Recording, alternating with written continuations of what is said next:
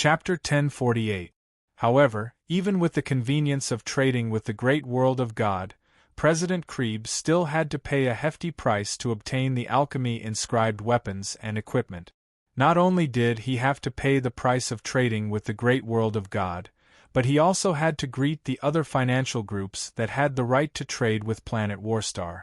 President Krebs' impression of alchemy-inscribed weapons and equipment was that Transcendent's dream. For alchemy-inscribed weapons, Transcendent was willing to sell themselves for decades. However, when he heard from General David that Professor Gasker of the Federal Military Equipment Department had the research results of mass-producing alchemy-inscribed weapons, President Krebs almost went crazy. "General David, you must obtain this research. This will change the entire Federation's weapons and equipment structure. The traditional weapons and equipment manufacturers will lose their advantages, and we can completely replace them," President Krebs said excitedly. After acquiring the Surcharge Syndicate and Abu Dhabi's assets, there were also arms industries. However, because the Tordo Fund's connections in this area were weak, although they had acquired these arms industries, they were still some distance away from restoring the previous industry chain. President Krebs had come to Planet Origin in hopes of establishing connections with the military and obtaining a portion of the arms purchase orders. After hearing that David had become a general of the Federal High Command, President Krebs had great confidence in obtaining the military purchase orders. "I have obtained half of the rights to this research. The specific details will be handled by Lawyer James. As long as there are no legal issues, no one in the Federation will dare to touch my interests," President David said domineeringly. Although he did not care about wealth, he did not want his interests to be touched by others, especially this research result. This would greatly increase his influence in the Federation, and he could not afford to lose it. "General David, there will be no legal issues," Lawyer James said with a smile. "Will the Tordo Fund organize the production of this research?" President Krebs asked the most important question. "Of course, the core components of Professor Gasker's research results need to be provided by me. My condition is that the production will be done by us," David explained with a smile. "That's great. The Tordo Fund will become the #1 close-combat weapon manufacturer in the Federation and monopolize high-grade close-combat weapons," CEO Krebs said with glowing eyes. In the next 2 days, Lawyer James completed all the legal procedures, including the patent application. Lawyer James was the kind of top lawyer who could create conditions to get things done. Not to mention, Professor Gasker's research results were worthless without the core components provided by General David. Therefore, after 2 meetings, Professor Gasker failed miserably. He only retained his identity as an independent researcher. As for the patent rights and usage rights, they were all under the name of Tordo Arms, which was established by the Tordo Fund. Professor Gasker did not complain. He only cared about the identity of the independent researcher. That was the only thing he cared about. Of course, after signing the agreement, President Krebs did not treat Professor Gasker unfairly. He paid 1 billion credits as compensation and promised that Professor Gasker's future research would be prioritized in the Tordo Fund's investments. In these 2 days, David's main body rummaged through his space storage and found 15 Level 4 Sky Knight corpses. These corpses were all stored away in the past. After the Level 4 Sky Knight corpses were useless to him, he put them in his space storage. Now, he needed some not-so-strong combat power to go over to the Interstellar Federation. The Level 4 Sky Knight was just right, so David took the time to resurrect all 15 Level 4 Sky Knight corpses. The resurrection used the innate ability Spiritual Slumber, which allowed the resurrected Level 4 Sky Knights to generate new souls on their own. Then, 10 resurrected Level 4 Sky Knight corpses were transferred over from planet Duner. These resurrected Level 4 Sky Knight corpses had gone through nearly 2 years of daily life. Apart from still being silent, they were no different from ordinary Sky Knight. Their way of thinking and combat ability were all becoming more mature. David transferred 10 Level 4 Sky Knights from planet Duner so that the 15 newly resurrected Level 4 Sky Knights could share the knowledge and experience of the 10 Level 4 Sky Knights who had been resurrected for a long time. In the end, the faces of the 15 Level 4 Sky Knights were all changed. David asked Colonel Eugene of the Intelligence Group to help the 15 Level 4 Sky Knight obtain Legal Federation Identity Bracelet. David's main body sent the 15 Level 4 Sky Knight corpses to the Federation through the wormhole. Then, they were picked up by the Tordo Fund. Of the 15 Level 4 Sky Knight corpses that David resurrected, 5 Level 4 Sky Knight corpses would go to Planet Monolith to protect his father, Hans, and his family on Planet Monolith. In the past, there were 6 Transcendent on Planet Monolith. Among them, the Galen Transcendent had a very close relationship with Hans. In addition, David had provided equipment. David's previous enemies were unable to threaten the safety of David's family. But now, with David's identity and strength, the forces that dared to attack him would not take the 6 Transcendent seriously at all. He had to consider the safety of his family. Admiral Milton's plan to kidnap David's family made David pay more attention to the safety of his family. With the combat power of 5 Level 4 Sky Knights, as long as the military did not send out an entire fleet to destroy Planet Monolith, the 5 Level 4 Sky Knights would be able to take David's family away safely. The other 10 Level 4 Sky Knights would enter the Tordo Fund and be assigned by President Krieb. Some of them would protect the headquarters of the Tordo Fund, and some of them would protect the newly built Tordo munitions. Professor Gasker, what's with this patent? In the minister's office, Minister Dalton looked at Professor Gasker and asked in a deep voice. Professor Gasker took a look. It was the patent for his research on alchemy pattern duplication technology. His name was written in the research column, and the technology owner was Tordo Munitions. This is the result of my private research, Professor Gasker admitted generously. Professor Gasker did not want to hide it at all. Even if Minister Dalton did not look for him now, when the first batch of Tordo Munitions was released, his name would be known by everyone. Professor Gasker, do you know the value of this patent? This will increase the overall combat power of the federal military. How could you sell the patent? Minister Dalton said while trying to suppress his anger. According to the preferential treatment given to researchers by the Federation, researchers could carry out private research outside of work, and they only needed to pay for the materials. This was also a characteristic of the status of researchers. Many researchers had obtained great wealth because of their private research result. This also made the research work more popular, and it was favored by more talented young people. The reason why the technology of the Federation was so advanced was because of the loose research system of researchers. No matter how angry Minister Dalton was, he could not blame Professor Gasker for handling his own private research results.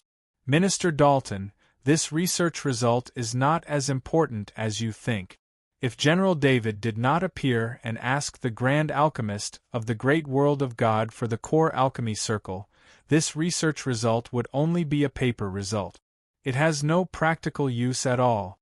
Professor Gasker explained helplessly. Tordo Munitions belongs to General David, right? Minister Dalton thought of the connection between Tordo Munitions and General David and asked. Yes, there will be a Federation weapons exhibition in 2 days. Tordo Munitions will also be participating. The first batch of samples will be displayed there. Professor Gasker nodded. The Federation weapons exhibition was a large-scale weapons exhibition organized by the Federal Military Equipment Department. It was located on the first planet of the planet of origin. However, this kind of Federation weapons exhibition was held every 2 years. Minister Dalton would not pay attention to every participating company. At most, he would pay attention to the well-known large arms companies. How could this technology be put into production so quickly? Minister Dalton calculated. It was only 20 days from the date of the patent registration to the Federation weapons exhibition. How could the technology be turned into production in such a short time? I don't know the details. I gave the technical information to General David and did not ask about it again. Professor Gasker shook his head and replied. Minister Dalton looked at Professor Gasker, speechless. Such an important research result was dealt with in such a way.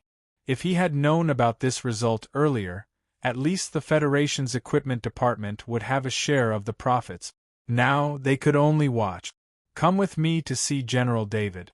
No matter what, the equipment department has to buy the alchemy pattern weapons first, Minister Dalton said in a deep voice.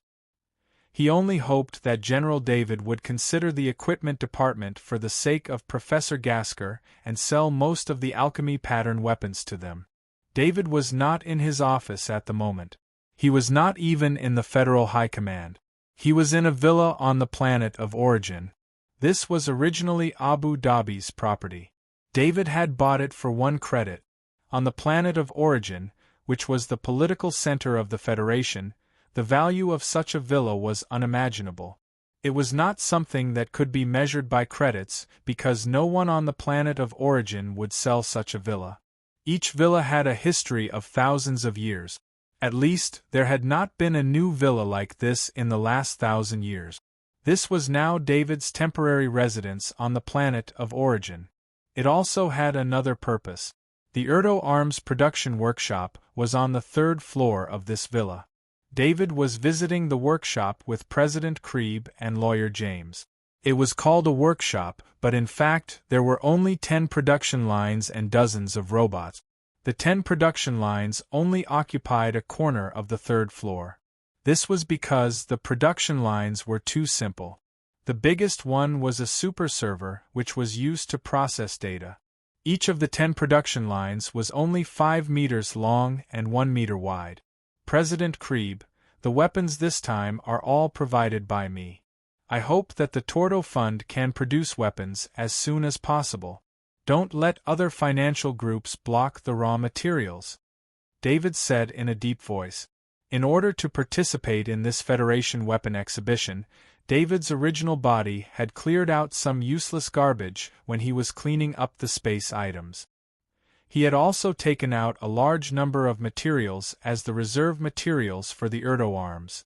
Of course, the garbage in David's eyes was all treasures in President Krieb's eyes. There were more than 8,000 Level 3 weapons and equipment, and there were more than 100 Level 4 weapons and equipment. These were not collected by David from the great world of God. After all, the weapons of the great world of God were different from those of the Interstellar Federation. These weapons were the accumulation of David's many battles in the Interstellar Federation. Especially when he was cleaning up the 2 super financial groups, there were a lot of weapons in the super financial group's warehouses. Other than that, there were also level 3 and 4 materials. This was what really surprised President Krieb. Because of the number of materials that David took out, President Krieb almost thought that David had moved into the military's warehouse. If it weren't for the fact that David was afraid of scaring President Krieb and didn't want to arouse suspicion, there wouldn't be enough materials in his space items even if he filled up the entire basement. President Krieb wasn't worried at all that the other financial groups would block the supply of materials. Not to mention the fact that General David's influence in the military allowed the Tordo Fund to get more materials. Just the materials here were enough to supply the Erdo arms for a year. Don't worry, I've already ordered people to recruit blacksmiths from all over the Interstellar Federation. We're also hoarding materials at all costs. The price of materials on the market has been raised, President Krieb said with a smile. President Krieb had already started hoarding materials as soon as he knew about this patent. At that time, he didn't know that David had so many materials in reserve. But now that he knew, President Krieb didn't plan on stopping the rush of materials. The materials provided by David, he wouldn't use them unless it was absolutely necessary. They were his backup. Let's start production. David nodded and said. President Krebs stepped forward and pressed a button, and the 10 production lines started up. The robots took out the grade weapons and fixed them on the shelves. The copying equipment scanned the sharpness pattern in the alchemy array, and then the sharpness pattern was copied onto the grade weapons.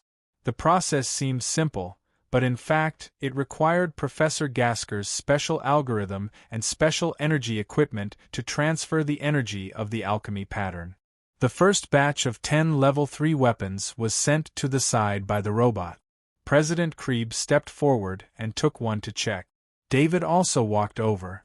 Although he had experienced the experiment, it was the first time he saw the actual product. David made 10 master-level alchemy circles to repeatedly activate the master-level sharpness pattern. The reason why he chose the sharpness pattern was because it could increase the sharpness of a weapon by 1 level.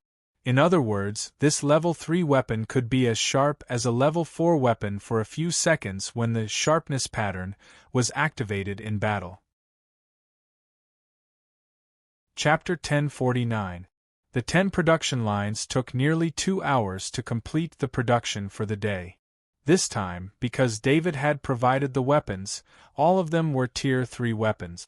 1,000 Grade 3 alchemy weapons were an unimaginable amount of wealth for any force in the past.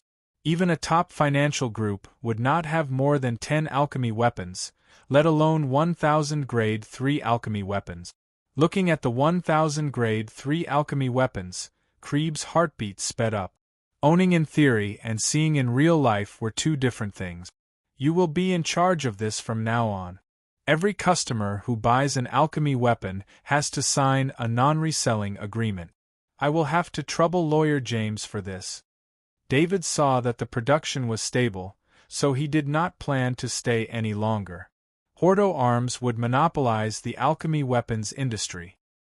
He did not want a middleman to appear, as that would weaken the influence of Hordo Arms.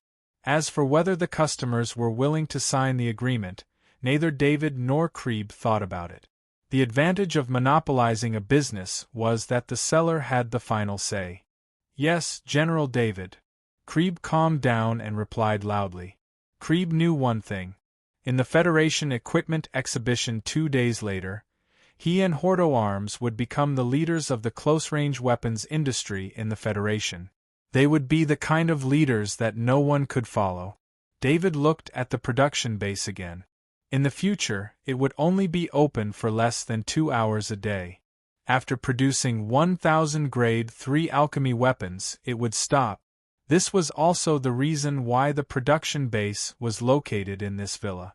The production pressure was too low, and the value of the products was too high. Even if the safety measures were taken, it would not be as safe as directly producing them on Planet Origin. In the commercial street on Planet Origin, Hordo Arms had bought a building and was in the midst of emergency renovation. It was estimated that the renovation would be completed after the Federation Equipment Exhibition. When the time came, it would become Hordo Arms Exhibition and Liaison Office. Customer reception and negotiations would be completed there. After David left, President Krebs and Lawyer James sat in the conference room. They were very busy with work and had to deal with many affairs remotely every day. Lawyer James, what do you think we should do with the security personnel sent by General David? President Krebs consulted James before work began. To be honest, President Krebs didn't know how to properly arrange the 10 security personnel that General David arranged. However, according to General David's instructions, he arranged for 3 of the security personnel to return to the Tordo Fund headquarters under the leadership of Master Alva. As for the remaining 7 security personnel, President Krebs wanted to hear the opinion of Lawyer James.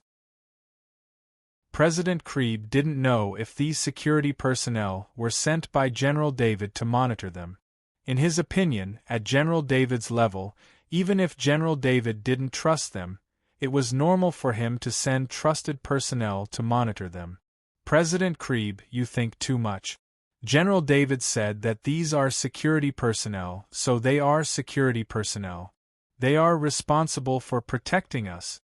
Lawyer James shook his head and said with a smile. But I asked Hansam Transcendent, and he didn't see the strength of these security personnel. President Krebs said in a low voice. Hansam Transcendent was President Krebs' bodyguard.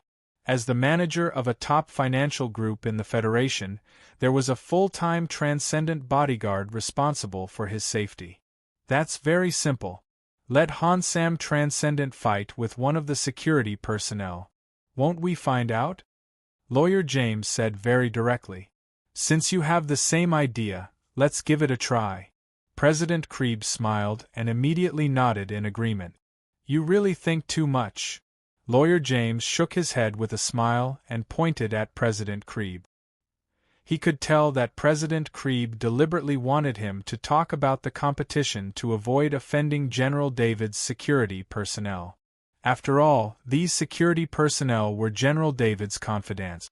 Although they were under the command of President Krebs, they still had to be careful. Lawyer James had a closer relationship with General David. With his agreement, President Krebs could relax a little. Hansam Transcendent, Cartwright security personnel, please come in. President Krebs ordered through his ID bracelet. Transcendent Hansam was standing at the door. When he heard the order, he immediately opened the door and entered. Among the 7 security personnel scattered around the villa, the security personnel from Cartwright were the closest, but they were still 200 meters away. However, when Transcendent Hansam entered the meeting room, the security personnel from Cartwright followed him in. The Hansam Transcendent felt that there was an extra person behind him. He couldn't help but have goosebumps all over his body. Then, the Transcendent armor appeared on his body. As one of the top combatants of the Interstellar Federation, he was instinctively on guard against people who had mysteriously appeared behind him without him noticing. The Cartwright security personnel didn't seem to notice the Hansam Transcendent's nervousness. He came in front of President Krebs and bowed to President Krebs. The Hansam Transcendent looked at the Cartwright security personnel with a surprised gaze.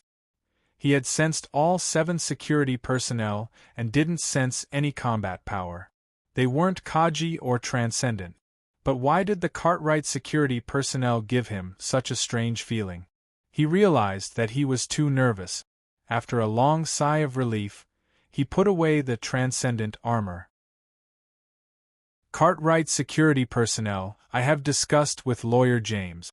In order to better understand your situation, we have decided to let the Hansam Transcendent compete with you. Be careful, don't hurt anyone. President Krebs pretended that he didn't see the strange behavior of the Hansam Transcendent. He said to the Cartwright security personnel. When President Krebs said, "Don't hurt anyone," he especially emphasized the words to the Hansam Transcendent. The meaning was obvious. Yes. The Cartwright security personnel was extremely respectful. Or rather, all 10 security personnel were like this. I will be careful not to hurt anyone. The Hansam Transcendent also nodded. The Hansam Transcendent took out his level 4 alchemy battle axe, while the Cartwright security personnel took out a level 4 épée sword. When he saw the Cartwright security personnel take out a level 4 épée sword from his portal item, the Hansam Transcendent no longer took it lightly. He was very clear that a person who had a level 4 weapon and a portal item was definitely not weak. Even the Hansam Transcendent himself only got a level 4 alchemy battle axe after relying on the Torto Fund and being valued by President Krebs. Unlike the Hansam Transcendent who was focused, the Cartwright security personnel looked at President Krebs and waited for President Krebs' order. Again, don't hurt anyone. Begin. President Krebs still didn't feel at ease. He waved his hand and said. Just after President Krebs gave the order to begin, a sword light swept past. The Hansam Transcendent had just raised his level 4 alchemy battle axe when the Cartwright security personnel's level 4 épée sword was already in front of his neck. The lavender light shone on the pale face of the Hansam Transcendent. He was greatly frightened. To be honest, this was an unfair fight. The Level 4 Sky Knight Cartwright security personnel was far superior to the Hansam Transcendent in terms of strength, speed, and reaction. In order to let these Level 4 Sky Knights hide their knight identities, so that the Level 4 Sky Knights could display extremely powerful combat strength without using their bloodline power, David copied and shared his swordsmanship knowledge with these Level 4 Sky Knight. Although these Level 4 Sky Knight souls weren't David's own soul avatars and couldn't immediately obtain the swordsmanship talent ability, after obtaining David's swordsmanship knowledge, these Level 4 Sky Knight's swordsmanship level had already reached the peak of the Grandmaster level. This was why the Cartwright security personnel didn't use their bloodline power and only used their Level 4 Épée sword to make the Hansam Transcendent unable to fight back. This was also because the time the Cartwright security personnel had grasped the swordsmanship knowledge was too short. After a while, the 7 Level 4 Sky Knights here would continue to share their swordsmanship knowledge through their souls. It was only a matter of time before the 7 Level 4 Sky Knights completely obtained the swordsmanship talent ability. Cartwright security personnel, don't hurt people, President Krieb hurriedly called out. The Cartwright security personnel withdrew their Level 4 Épée sword and stood quietly to the side. There wasn't a trace of excitement on their face from defeating the Hansam Transcendent. There was indeed nothing to be excited about. With his combat strength, let alone the Interstellar Federation, even among the Level 4 Sky Knights of the Great World of God, he could definitely be ranked at the top. After obtaining the swordsmanship talent ability, the Cartwright security personnel could deal with a Level 4 Sky Knight with a single strike of his sword. President Krieb and Lawyer James looked at each other. A flash of shock appeared in each other's eyes.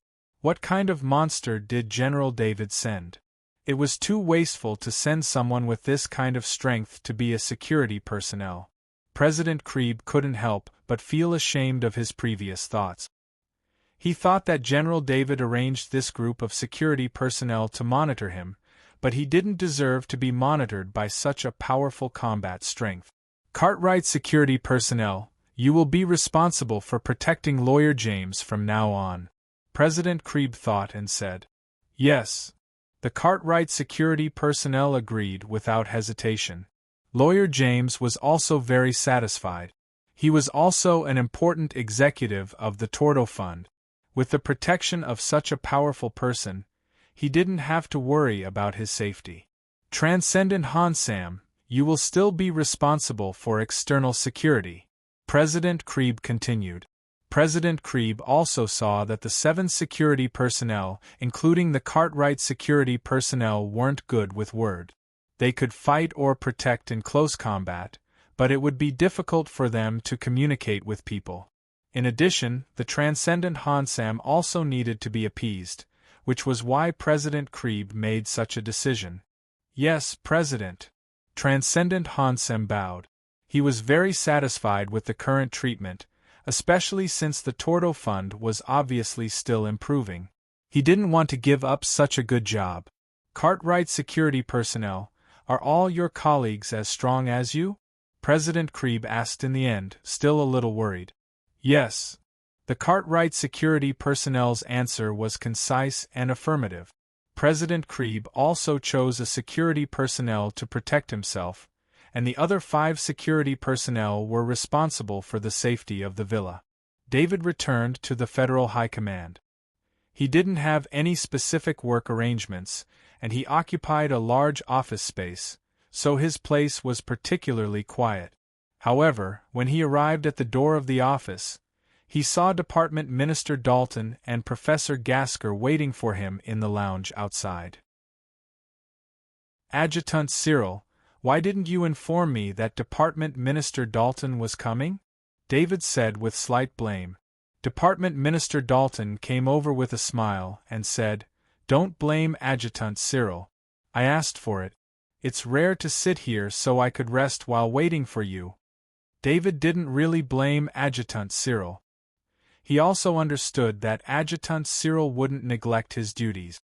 He was giving Department Minister Dalton face. Department Minister Dalton, Professor Gasker, please come in. David greeted with a smile.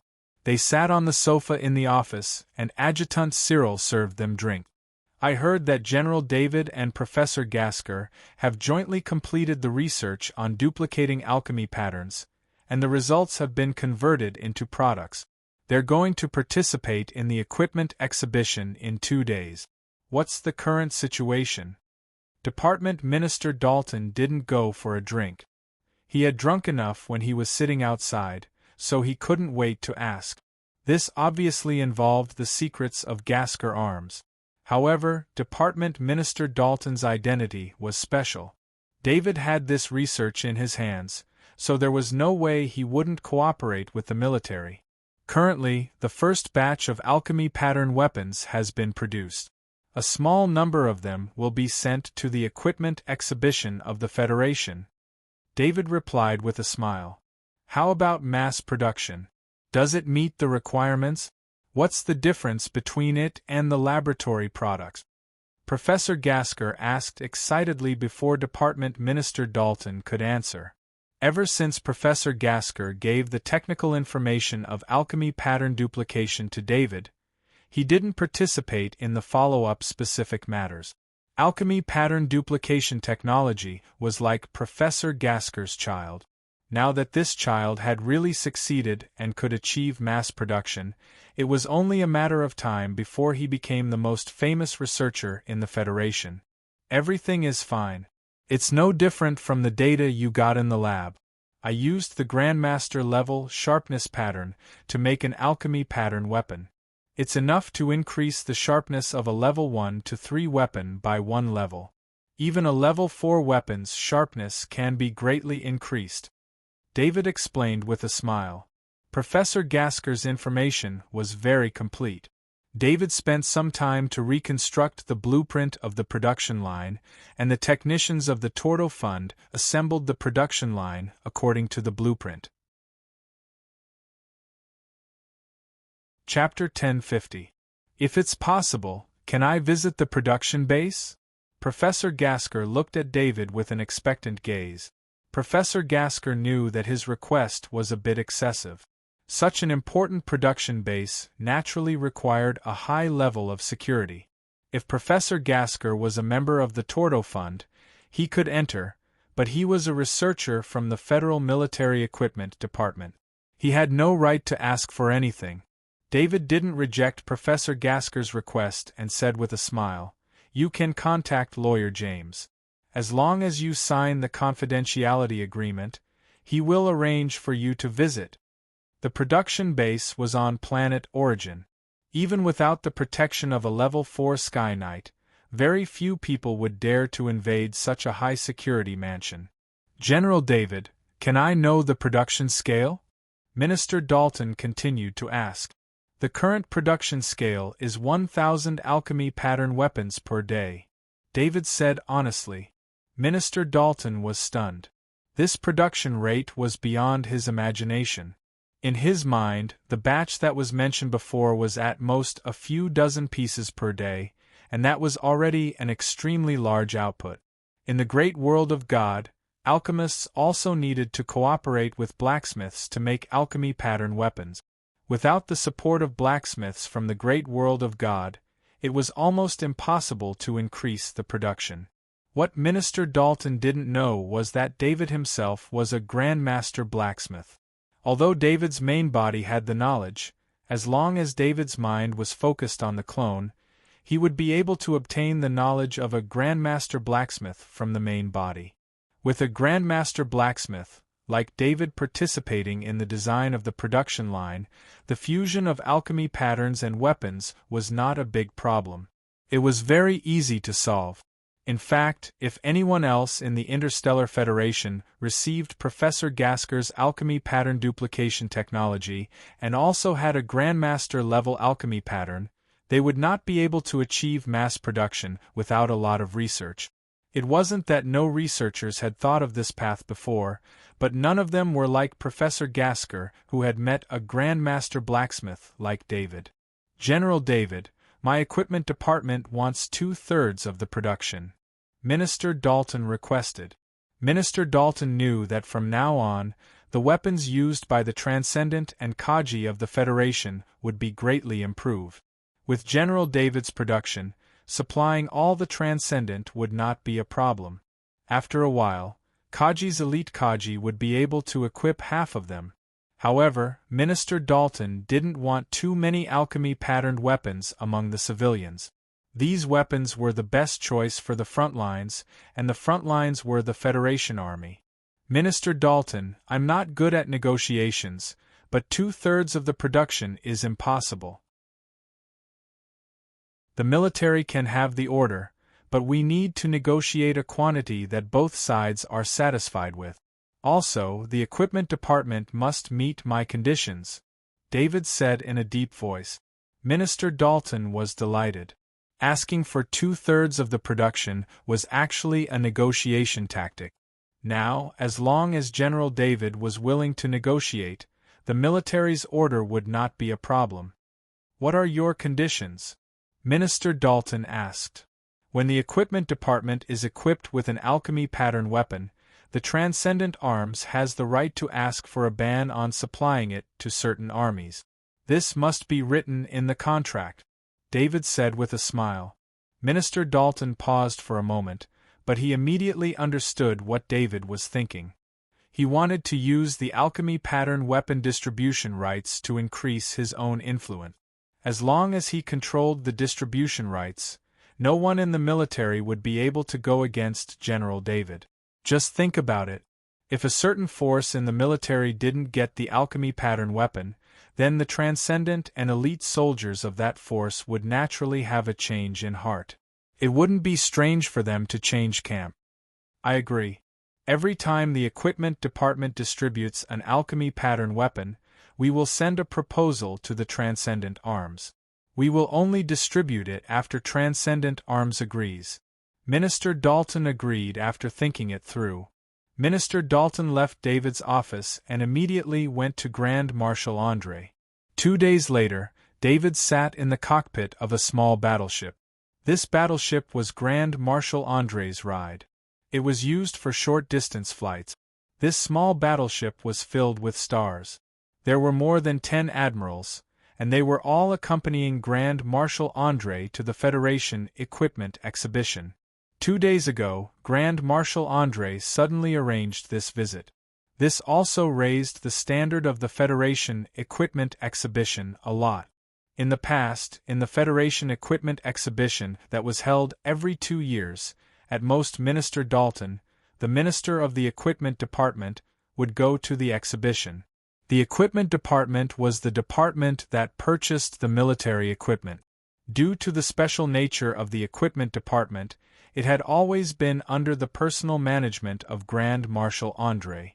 The other vice-marshals and admirals wouldn't be too enthusiastic about the Federation Equipment Exhibition even if they wanted to avoid suspicion. The scale of the Federation Equipment Exhibition this time is not small. Grand Marshal Andre said to Minister Dalton with a smile as he looked out of the porthole at the large number of various battleships parked near Planet Number 1. Under your leadership, the research of all kinds of equipment has made unprecedented progress. In addition, there have been many wars, and the military's demand for battleships has increased. The various arms companies have also increased their investment in research. Therefore, this Federation Equipment Exhibition is the largest one in the past 100 years, Minister Dalton replied with a smile. I think the latter part is the real reason. Grand Marshal Andre was in an extremely good mood. He pointed at Minister Dalton and laughed. All the admirals present knew in their hearts why this Federation Equipment Exhibition was of such a scale. The main reason was that the federal military was rich. Due to the large amount of resources they received from Planet Guardian, the federal military's inventory was suddenly abundant. In addition, during the period of military control, the government had allocated a large amount of war funds, which made the military's wallet bulge. The arms dealers of the Federation had a close relationship with the federal military. When they saw the rich federal military, of course, they would want to get enough benefits from it. Admiral David, Admiral Francis will be back soon. The fleet he brought back has experienced many wars. You can choose 200 battleships from this equipment exhibition and fill them with the veterans Admiral Francis brought back. Grand Marshal André turned to David and said. The vice admirals on the side wanted to say something, but in the end, none of them objected to Grand Marshal André's suggestion. At the very least, the vice admirals didn't want to suggest something that would harm David's interests in front of him. David was simply too petty and vengeful. Now that everyone was so close, who knew what David would do? The lesson of Admiral Milton's mistake was still there. It wasn't worth offending David for 200 new battleships. Of course, another reason was that David had been an admiral for a while. Because of Admiral Milton's incident, Grand Marshal André hadn't arranged a direct fleet for David. He didn't even have 1,000 elite guards. David was a commander without an army in the Federal High Command. He didn't have any power. The only people he could command were his adjutant and an intelligence team. Minister Dalton, you are a professional. You can help me choose 200 new battleships, David said to Dalton with a smile.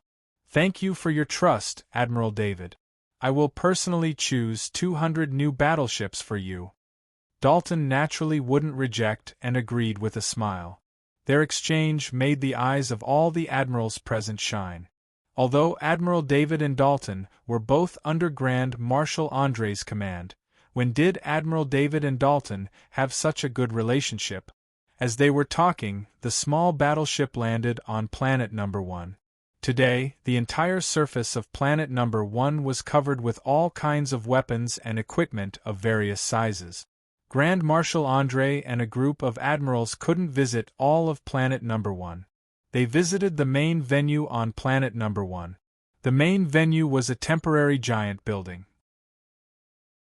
All the equipment was displayed according to their category. For example, battleships in space and large and medium-sized equipment on the ground couldn't be displayed in the main venue. There were also models of the same scale and detailed holographic displays. As the host, Minister Dalton led everyone around. The security guards also established a safe zone. There was a lot of traffic in the main venue, but the people who could come here weren't ordinary people. There were no onlookers blocking the way. Of course, the appearance of Grand Marshal André inevitably caused a commotion. Everywhere Grand Marshal André went, he was greeted with warm applause.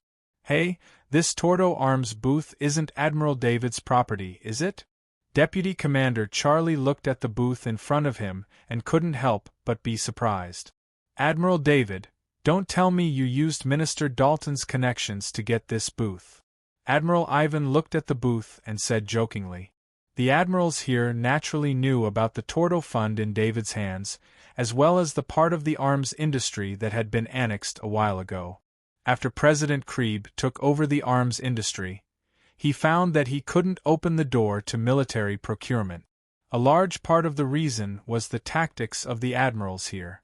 The arms industry that the Tordo Fund took over wasn't very competitive. That was also one of the reasons why it was rejected. The arms industry like this was reorganized as Tordo Arms. If they didn't use their connections with Admiral David, how could they get such a good booth? Admiral David, I also want to see the products of Tordo Arms. Let's go and have a look. Grand Marshal André showed great interest at this time, and said to David with a smile. David glanced at Minister Dalton, who was standing next to Grand Marshal André, and understood something. Please, David said as the host. Minister Dalton attached great importance to Tordo Arms, so he gave them a big booth. In order to fill up the booth, Air Tuo's military arms had displayed almost all of its military products, which was why it was barely filled. The service staff of Tordo Arms couldn't get close, because the security personnel of the military replaced them. Even if this was Admiral David's property, the security department wouldn't be careless. Looking at the military products on display, the admirals couldn't help but shake their heads. If Grand Marshal André wasn't still looking around with great interest, they wouldn't have stayed. There was nothing new about the military products here. It was probably the change of the industry that affected the development of the arms industry. All of the military products could be found in the Federation, which was extremely deadly for arms companies. During the tour, the admirals found a sense of comfort. Admiral David's combat power was unparalleled, but in terms of business, he was just an ordinary person. "What's that?" Admiral Ivan asked in surprise when he saw the 20 level 3 weapons on the innermost wall of the booth. The 20 level 3 weapons were divided into heavy axes, war hammers, long swords, spears, and so on. Except for shields, Transcendent and Kaji's weapons were all here. What surprised Admiral Ivan wasn't the level 3 weapons on display, but the special patterns on the 20 level 3 weapons. If he wasn't wrong, those patterns should be unique to alchemy pattern weapons, but he didn't believe his eyes. When did 20 alchemy pattern weapons appear all of a sudden? No force would easily sell their alchemy pattern weapons because they were Transcendent's strongest weapons and could increase Transcendent's combat power. As long as a force needed Transcendent, then it would need to provide weapons that could absorb Transcendent's strength and provide them to Transcendent. Oh my God, they're alchemy pattern weapons, all of them! A Transcendent in charge of security glanced at the weapons on the wall and exclaimed. Grand Marshal André and all the admirals went up to check the weapons carefully. Even the spectators who were attracted by Grand Marshal André were shocked by the news. If it wasn't for the security personnel setting up a safe zone, they would have rushed over to check it out. Ladies and gentlemen, these are the alchemy pattern weapons created by Professor Gaskell from the Equipment Department. They are produced by Erdo Arms, and they have already reached a purchase agreement with the Equipment Department. Minister Dalton introduced the weapons to everyone with a smile. Minister Dalton's words confirmed the authenticity of the 20 level 3 alchemy pattern weapons, and all the admirals couldn't help but look at General David. They all regretted not building a good relationship with General David. Now that General David had this technology, it would be troublesome to obtain level 3 alchemy pattern weapons. However, when they thought about how they could obtain alchemy pattern weapons from Minister Dalton, none of the admirals took the initiative to talk to David. General David, I'll order 12 level 4 alchemy pattern weapons for my Transcendent Guards. I'll provide them, Grand Marshal André said. Of course, David replied with a smile. Chapter 1051. After Grand Marshal André decided on the production of 12 level 4 weapons, the rest of the generals also started to get excited. The Interstellar Federation now had the ability to produce weapons with alchemy patterns, which meant that all the advanced level combatants of the Federation had completely changed. The generals were still a bit reserved, and they didn't immediately change their attitude towards David. After Grand Marshal André and the generals left Erdo Munitions' booth, the crowd almost filled up the booth. After hearing the explanation from the staff of Erdo Munitions and knowing how many alchemy pattern weapons Erdo Munitions could produce, they all knew that something big had happened. In a short amount of time, all kinds of news spread out from Planet Number 1, and representatives from all over the Interstellar Federation started to head to Planet of Origin. If it wasn't for the fact that Erdo Munitions clearly stated that they weren't for sale, the samples on the booth would have been snatched up by the crazy crowd. Many Transcendents looked at the wall with 20 level 3 grade alchemy weapons with greed in their eyes. If it wasn't for the fact that Planet Number 1 was under the military's jurisdiction, they wouldn't be able to leave even if they snatched the items. Otherwise, they would have had the urge to rob. In fact, even if the Transcendent made a move, there was no need to worry. The Level 4 Sky Knight was responsible for the safety of this place, and no one could take anything from him. Head Dalton, after purchasing the alchemy pattern weapons, please prioritize my legion. After leaving Erdo Munitions' booth, General Charlie purposely approached Head Dalton and said softly with a smile, The other generals saw that General Charlie acted first, and they couldn't help but feel annoyed that they didn't ask Head Dalton first. That way they could have prioritized alchemy pattern weapons. Head Dalton waved his hand and said, "General Charlie, I can only make the distribution plan. Whether or not we have the right to participate in the distribution is not up to me." General Charlie paused for a second and looked at Grand Marshal Andre. "Grand Marshal, my 2 legions are stationed at the front line of planet Battlestar. Do you think we should prioritize the alchemy pattern weapons?" Before General Charlie could speak, General Hawthorne, who was also the Deputy Commander-in-Chief, asked Marshal Andre. Grand Marshal Andre shook his head and said with a smile, "You've got the wrong person. I didn't ask about the purchase of the alchemy pattern weapons. Minister Dalton also reported it to me after reaching an agreement with Erdo Arms. If you want to get the right to distribute them, go to Erdo Arms." Grand Marshal Andre was also aware of what General David had encountered in the Federal High Command recently.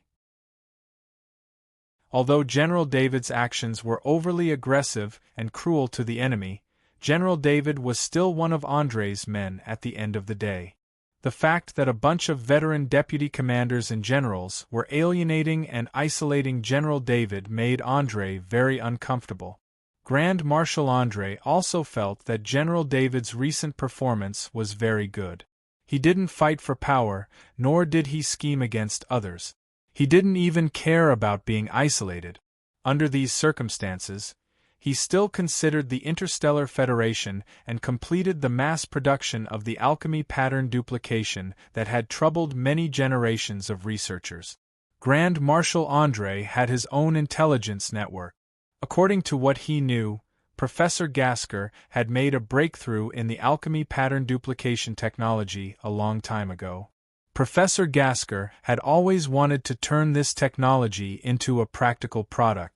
However, there was a big gap between Professor Gasker's theory and reality. Everyone who knew about this research thought it was a whimsical research with no value at all.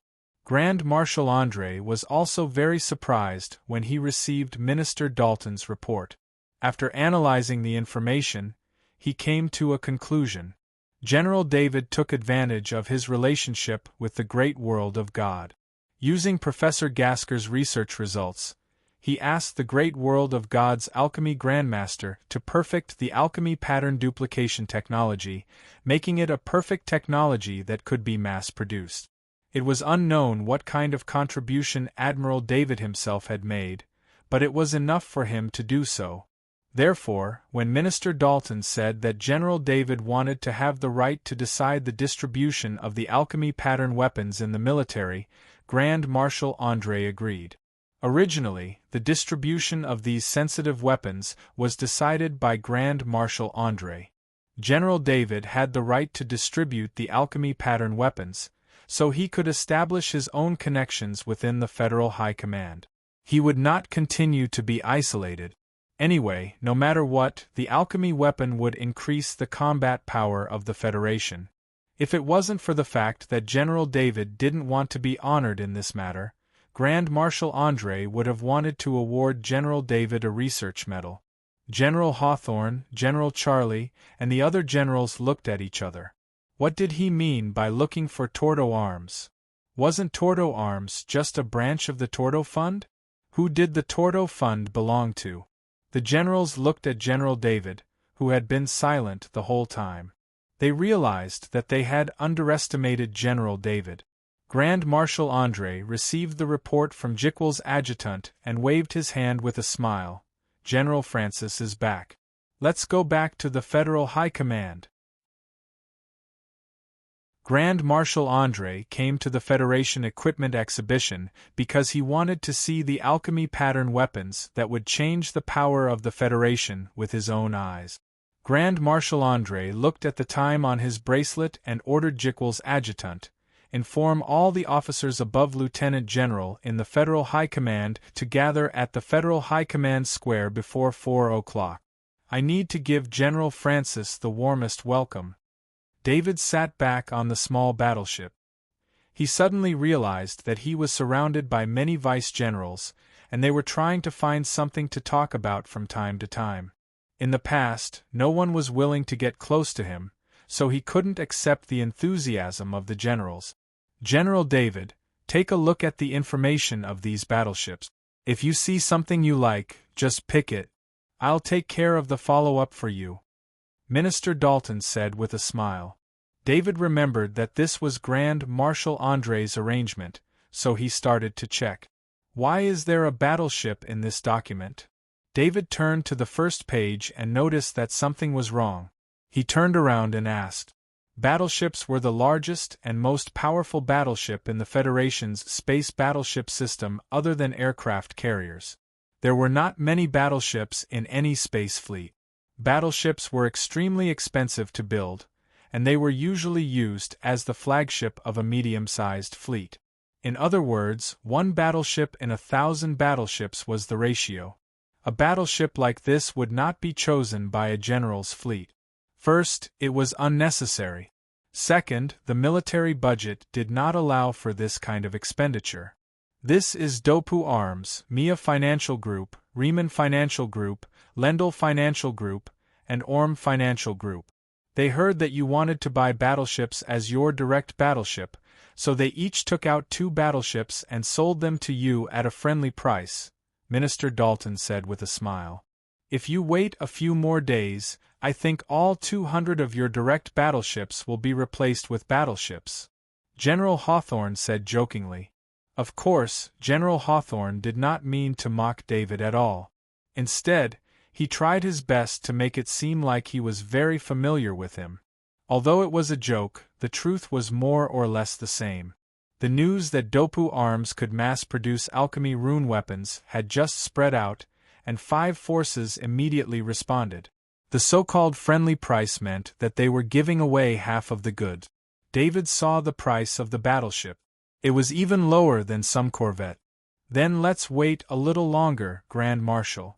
If I really get 200 battleships, you have to keep your promise and give me a full crew. David said with a smile and clapped his hands. David was a little tempted by General Hawthorne's words. It was not that he wanted to take advantage of others, but the offensive power of a direct fleet of 200 battleships would be of some use to him. Otherwise, this direct battleship would be useless. If something happened, it would be more convenient for David to deal with it himself. David had so many credit points that he didn't even know how to use them. Although the total value of 200 battleships was an astronomical figure, he really did not care about it. Haha, even if you get an aircraft carrier, I will definitely do what I promised. Grand Marshal André said with a smile. If the Grand Marshal does not help you with the crew, come to me. I have a group of experienced crew members here too. General Charlie said at this moment. The atmosphere in the small battleship became very harmonious. No one would have thought that David almost had no friends in the same battleship. Amidst the laughter, the small battleship returned to the Federal High Command. All the admirals said goodbye to David before leaving. David also needed to change into his military uniform to attend General Francis' welcoming ceremony.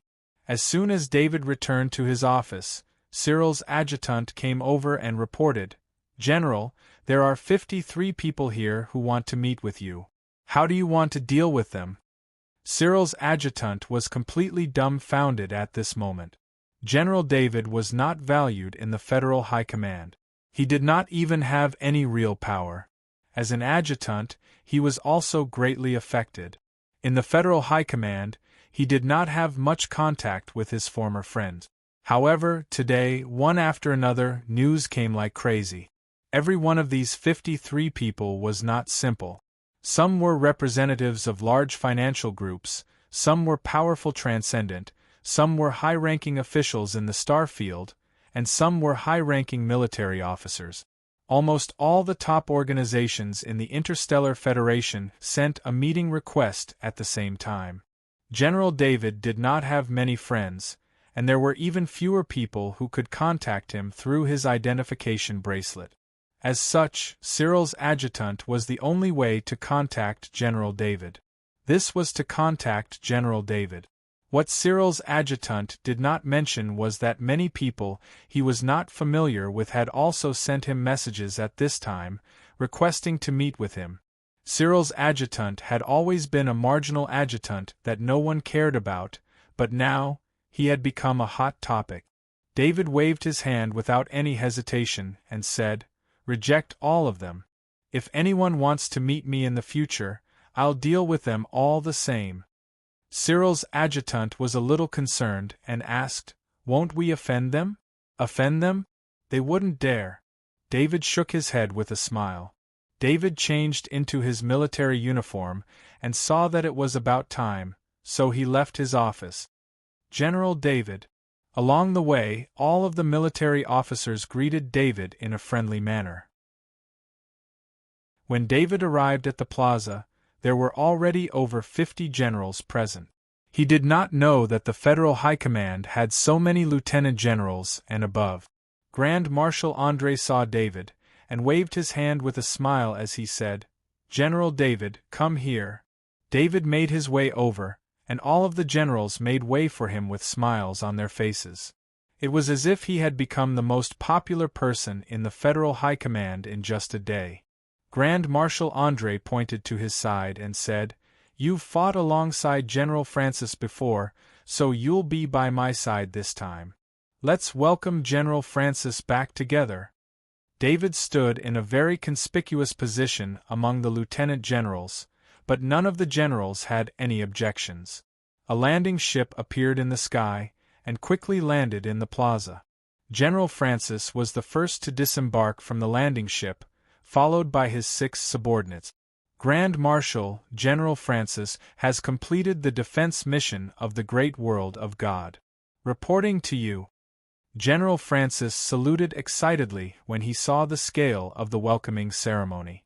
Grand Marshal André said loudly, "General Francis, the Interstellar Federation would like to thank you. Not only did you complete the defense mission, but you also demonstrated the strength of the Interstellar Federation to the great world of God. This is very important for the future communication with the great world of God. You've done an excellent job." Grand Marshal André was referring to General Francis' order to use the Doomsday weapon. It was because of General Francis' decisiveness that the Zerg was heavily injured. The significance of this was not only to heavily injure the Zerg, but also to let the great world of God know that the Interstellar Federation had the strength to fight against the Zerg. It had been a long time since the Federal military last used the Doomsday weapon, so long that many people thought it was just a legend. General Francis had used his actions to let the people of both worlds know about the Doomsday weapon. "Welcome back." The lieutenant generals beside Grand Marshal André smiled and greeted General Francis. General Francis returned the greetings one by one, and when he saw David, a sincere smile appeared on his face. "General David, I hope you can participate in the counterattack against the Zerg world. Fortunately, we've successfully established a base in the Zerg world," General Francis said with a slightly blaming tone. He did not really blame David. David must have his own reasons for not participating in the counterattack against the Zerg world. General Francis did not think that David was someone who was afraid of death.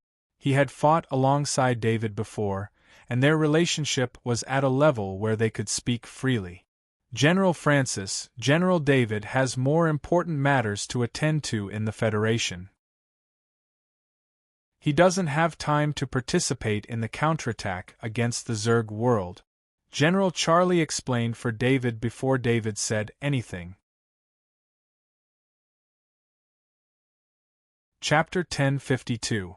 General Francis looked at General Charlie in shock. He was a little confused.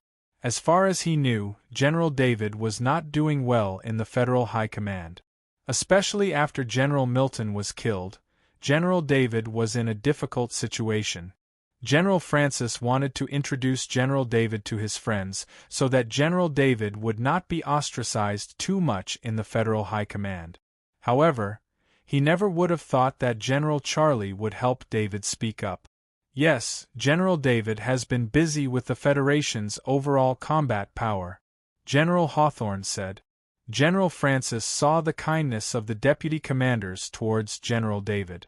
There was no estrangement or ostracization. If General David's information was not reported by General Francis' own intelligence organization, he would have thought that General David had never been ostracized.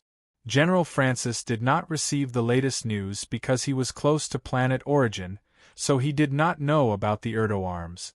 General Francis, let's sit down when you have time. I also want to hear about the process of building a base in the insectoid world.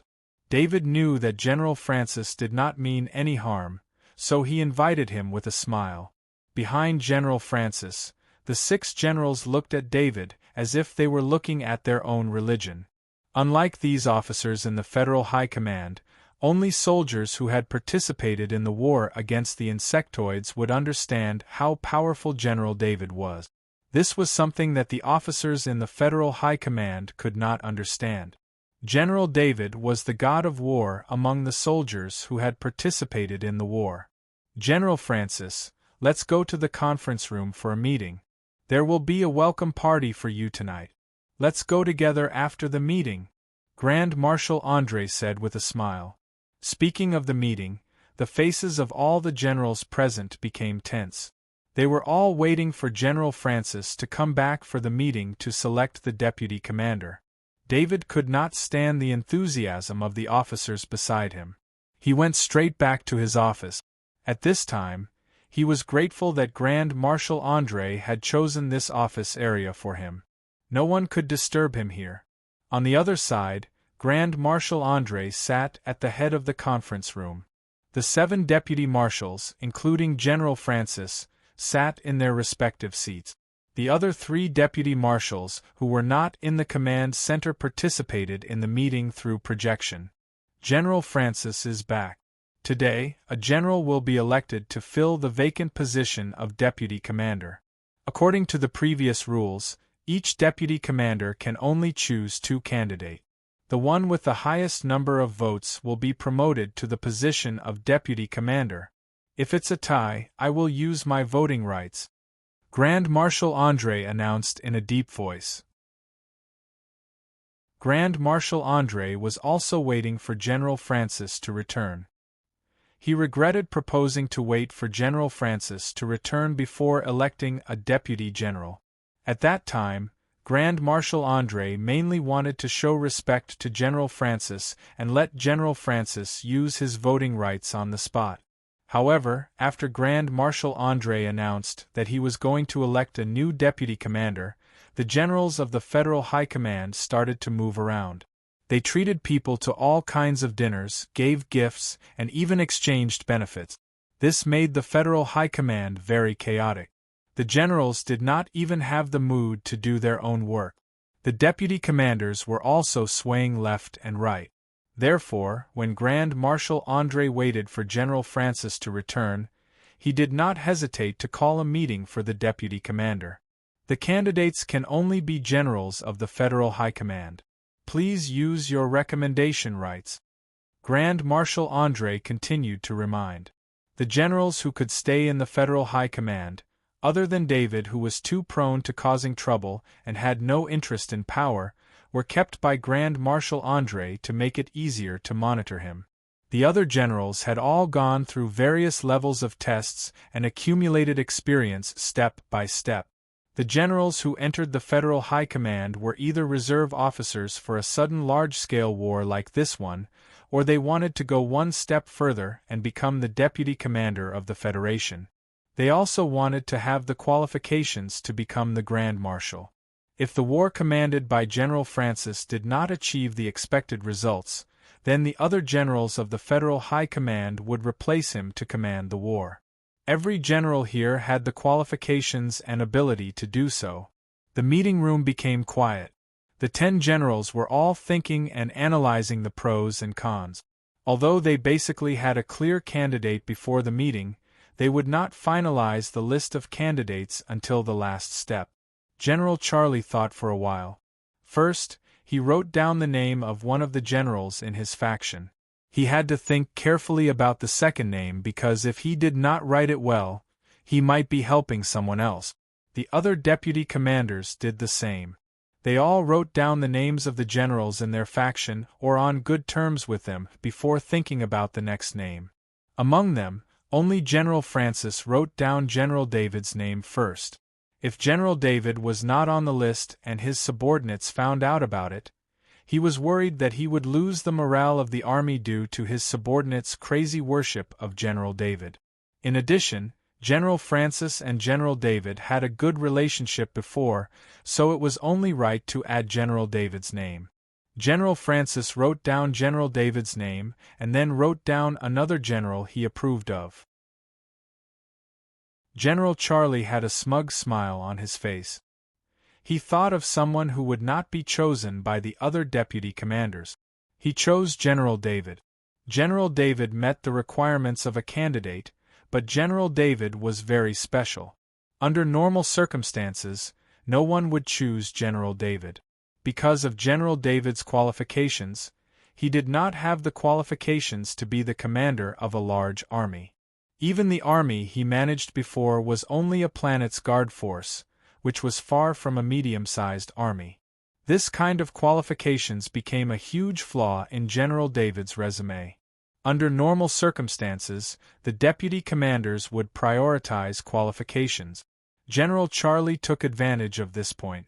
There were other benefits to choosing General David. General David had the authority to distribute the alchemy pattern weapons. General Charlie was thinking about how to please General David. He wanted to use this opportunity to express his goodwill to General David. After all, it was just a list of candidates. While thinking about this, General Charlie carried out his authority and wrote the second name on the list. General Hawthorne was also considering the name of the second candidate. To be honest, General Ivan was the best choice. He had enough qualifications and reputation. However, General Hawthorne didn't want to let General Ivan take the position, because once General Ivan took the position, then there would be one more senior vice commander. With Grand Marshal André's health condition, it would not be a problem for him to be in power for at least another 10 years. After 10 years, General Ivan would become a strong competitor for the position of Grand Marshal. General Hawthorne's mind flashed by one after another, but they were all rejected. Until General David's name appeared in his mind, he was dazed for a moment, then he was secretly happy. He chose the most unlikely one to reduce the possibility of increasing the votes for the other candidate. General Hawthorne wrote down the second name seriously. This was not an anonymous vote. His choice would be recorded in the file. The other deputy commanders all had a strange look on their faces. They wrote down the names of the two candidates either quickly or slowly, completing their authority. Jekyll's adjutant stepped forward and collected the name lists one by one, then put them in front of Grand Marshal André. The name lists were on paper, because these names also needed to be archived in the form of physical object. This kind of recommendation could not be manipulated behind the scenes. They were all real names. When Grand Marshal André read out the names, if there were any discrepancies, the deputy commanders below would naturally object. General Francis's recommended candidate is General David. Grand Marshal André glanced at General Francis and did not say anything. He could understand General Francis's thoughts. This was also General Francis's authority. Although General David's qualifications were questionable, this was a choice in accordance with the military rules.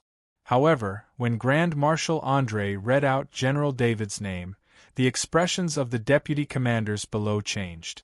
They had a feeling that something was out of their expectations. General Charlie's recommended candidate is General David. The corner of Grand Marshal André's eyes twitched. The first name was normal, but what did the second name mean? Since when did General Charlie have such a good relationship with General David? He could even give up his principles for General David. However, no matter what, Grand Marshal André still added a number behind General David's name. General Hawthorne's recommended candidate is General David. Grand Marshal André felt a deep sense of helplessness. It was true that Admiral David was his subordinate, but this kind of obviously questionable recommendation still made him feel a little stifled. General David didn't like to be in power, but he got 3 votes. This was already very likely for him to become the deputy commander. Whether it was General Charlie or General Hawthorne, when they heard Grand Marshal André read out General David's name, they were a bit annoyed at their mistake. Why did they choose General David? Wasn't this helping General David? However, they didn't need to be annoyed very soon. Instead, it was General Lawrence, who was the only one who didn't choose General David, who was annoyed. General Lawrence didn't think much when choosing the list of candidates. Instead, he directly wrote down the 2 names that he had thought of before. If there was a medicine for regret, General Lawrence would definitely think more like the other deputy commanders. Perhaps he would also write down General David's name. Now that all the deputy commanders wanted to repair their relationship with General David, the deputy commanders would only write down General David's name under this kind of psychological suggestion. This was a secret vote. Even if General Lawrence didn't say anything, the other deputy commanders would tell General David. He was already thinking about how to explain it to General David. What made Grand Marshal André even angrier was that he had chosen a deputy commander to share his work. General David had already told Grand Marshal André that he needed to quietly improve his strength. Because of this, Grand Marshal André didn't arrange any work for General David. He only let General David stay in the Federal High Command to prevent General David from causing any big trouble.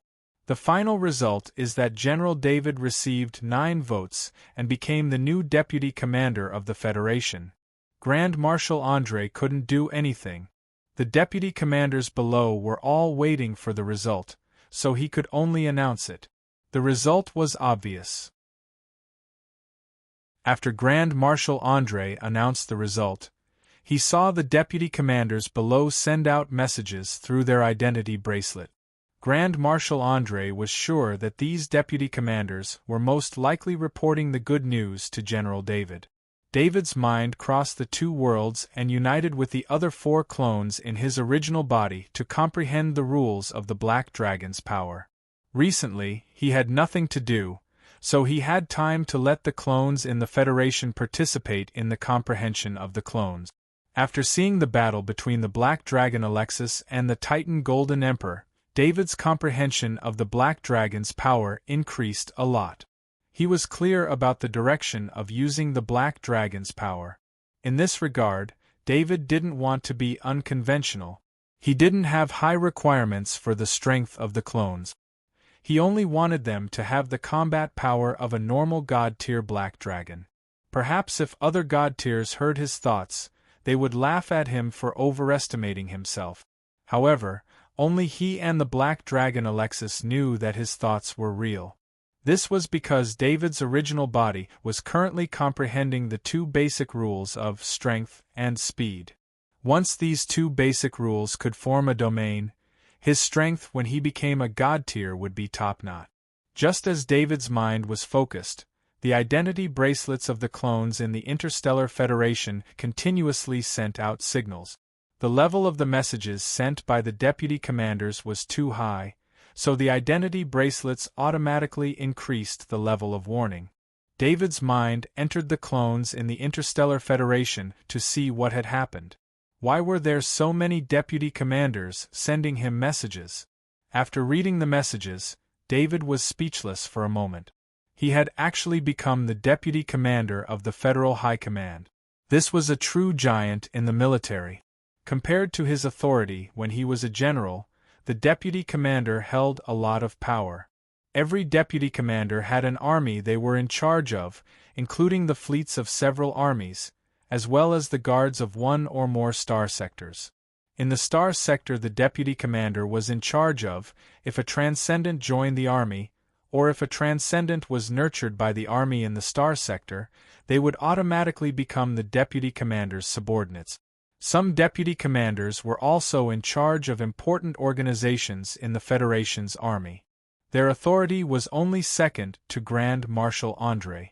If more than half of the deputy commanders joined forces, they could even make the Grand Marshal a mere figurehead. Of course, this kind of thing rarely happened in history because every Grand Marshal had the support of at least half of the vice-marshals, and those who were able to become Grand Marshals were all experts at playing with power, so how could they be restrained in this kind of matter?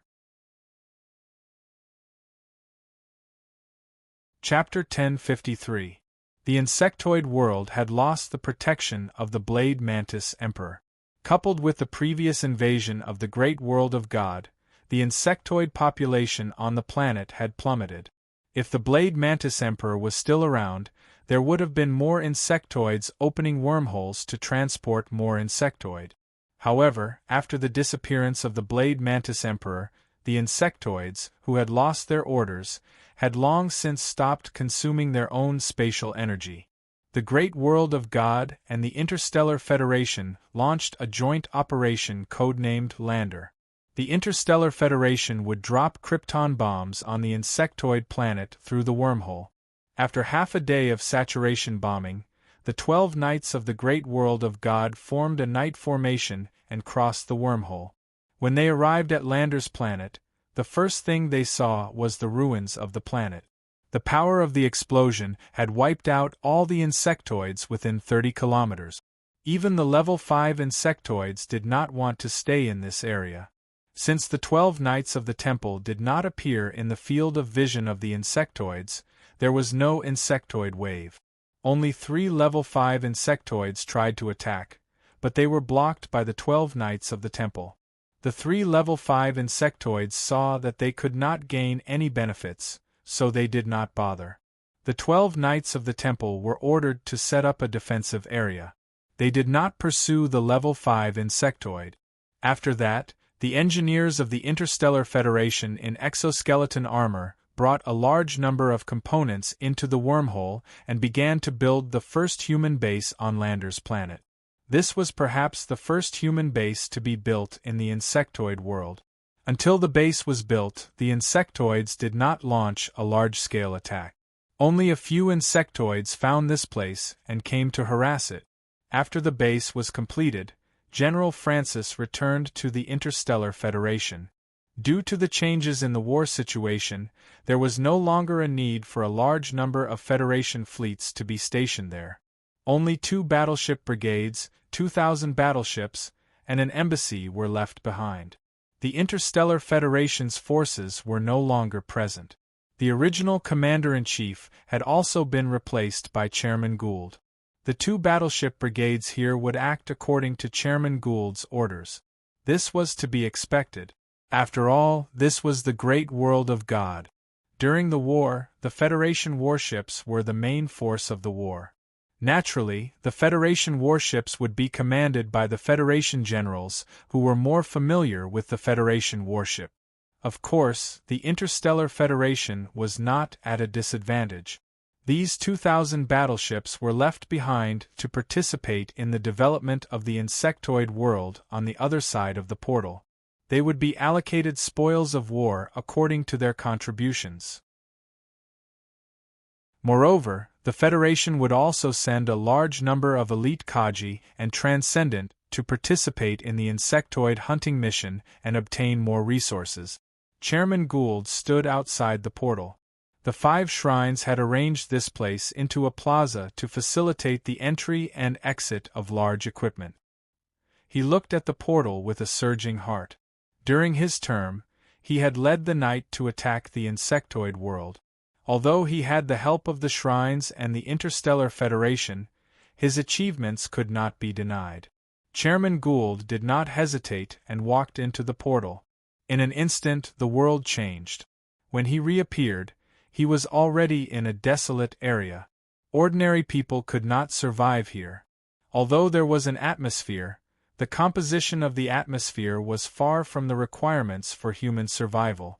The most pleasing thing on the Lander's planet was the base built by the Federation's engineers using alloy. Although it did not fit Chairman Gould's aesthetic, It was a human building. Overlord Ludwig, what's the situation here? Chairman Gould asked when he saw Overlord Ludwig at the front line. The person in charge of this base was Lord Ludwig. His strength and reputation were both sufficient. The situation is not good. I tried to explore outside, but other than the area under our feet, the situation underground is extremely complicated. The entire underground has been hollowed out, and an unknown number of insectoids are hiding there. It's extremely difficult to clean them up. Lord Ludwig shook his head and said with a bitter smile. Chairman Gould frowned. He stomped down hard, and a bloodline force extended from his foot into the ground. Why is the underground solid? Chairman Gould felt the feedback from the ground and asked curiously. The Interstellar Federation's engineers said that the underground here was temporarily filled. Perhaps the insectoids are gathering here on a large scale, and the ground needs to be reinforced to withstand it. Lord Ludwig replied. It could only be said that the great world of God and the Interstellar Federation's joint operation this time was mostly due to luck. Because the ground was solid, there were no complicated underground structures like other places. This allowed the Interstellar Federation's krypton bombs to be effective. If there were a large number of tunnels underground, the krypton bombs would not be able to completely clear out the nearby insectoid. What awaited them was an endless stream of insectoids. In fact, this area was indeed special. The Blade Mantis Emperor often mobilized large insectoids, so this area was reinforced by the insectoids who had the ability to control soil. This made the underground of this area even more solid than normal areas. The soil underground was almost completely petrified. Leave 6 knights to help defend the base. The rest of the knights will come with me to check out the situation. Chairman Gould ordered in a deep voice. The reason he said they would help defend the base was because the base had a large number of defensive weapons. While it might be difficult to deal with a level 5 insectoid, it would be able to hold out for a long time against a large number of low-level insectoid. The difference between this base and the Warstar base was that due to the special energy environment of the Warstar base, large energy weapons could not be used. This greatly affected the strength of the Federation on the Warstar base. On the other hand, it was different on the Landers planet. All kinds of weapons could be used here. Since this was not a world of the Great World of God or the Interstellar Federation, the Interstellar Federation could use energy weapons that were extremely destructive to the environment without restraint. All right. Lord Ludwig nodded in response. Currently, there were only 12 knights stationed here, and this number would not increase. Apart from other knights who came to take on missions, the number of knights stationed here would be maintained. This was to reduce the number of accidents. Every level 5 knight was precious, and the fall of any one of them would have a huge impact on the great world of God. If the 12 knight and the Interstellar Federation could not withstand an attack, it would be beyond the defensive capabilities of the base. The best choice was to retreat to the spatial gate. The great world of God's real concern was the return of the insectoid godrank. When that happened, it would be very difficult for the 12 knights to escape. This was the greatest loss the great world of God could bear. The 6 knights, including Lord Ludwig, came to Chairman Gould's side. There was no need for words. The 7 knights naturally formed a knight formation. Lord Ludwig, you lead the way. Chairman Gould did not have any authority, and Lord Ludwig had more experience. This was very important for exploring a new world. Lord Ludwig did not decline. The knight formation changed, and he was at the forefront of the knight formation. He chose the direction he had explored before. This was also for the sake of Chancellor Gould's safety. Exploring a direction that had been explored before would be less dangerous. The 7 knight did not fly high. Instead, they moved a few meters above the ground. Before reaching the 30-kilometer mark, Speaker Gould saw the damaged hole in the ground. This place had been bombed by krypton crystal bombs. The surface had been cleaned up by the explosions many times, but only part of the hole was destroyed underground. Chairman Gould could even see some insectoids poking their heads out of the hole. This meant that the real safe zone was only 20 kilometers. After this area, although there were very few insectoids on the surface, it was hard to say what would happen underground. Just as he was thinking, a group of more than 200 phantom millipedes rushed out of the hole and rushed towards them. Only level 3 phantom millipedes were very brave, but the result was certain. Lord Ludwig swept out with a few bloodline power blades and wiped them out. After that, every 10 meters or so, there would be some insectoids that would rush out and attack them. Chairman Gould was not annoyed by the insectoids' harassment. Instead, he was very happy. This place fits the hunting conditions. This level of insectoid attack was very suitable for level 4 Sky Knight teams to hunt. Perhaps they could even cooperate with Kaji of the Interstellar Federation and use long-range weapons to make the hunt safer. Just as Chairman Gould was planning the future development, a group of several hundred poisonous moths flew out from the ground. Suddenly, the sky was filled with gray poisonous powder. This poisonous powder was useless against the Temple Knight. It couldn't even harm a level 3 Earth Knight, so it naturally didn't attract the attention of the 7 Temple Knight. However, the poisonous powder also blocked the sight of the Temple Knight. Under the cover of the powder, a golden light rushed out from the ground. Its target was Lord Ludwig. Lord Ludwig sensed the danger and immediately used his level 5 light longsword to block in front of him. At the same time, his bloodline power barrier turned into a shield to protect his body. The golden light was very fast. It was so fast that it was already in front of him. Lord Ludwig only felt a strange piercing force hit him. The bloodline power barrier only blocked a small part of it. The rest of the force entered his level 5 light longsword. The level 5 light longsword also didn't do anything to protect him. The force continued to enter and hit his Black Knight armor. This armor was said to be made by the gods, but it only blocked a small part of the force. The rest of the force still hit Lord Ludwig's body. Chairman Gould, who was beside Lord Ludwig, swung his level 5 light longsword, but the golden light flashed and drilled back into the hole. "Retreat!" Chairman Gould shouted. He supported Lord Ludwig and prevented him from falling. The Knight formation turned around and retreated as fast as they could. The insects harassing them along the way were all destroyed by the bloodline power leaked out from the Knight formation. At this time, none of the Knight would conserve their bloodline power. They released it not only to speed up their retreat, but also to prevent another sneak attack from the golden insects.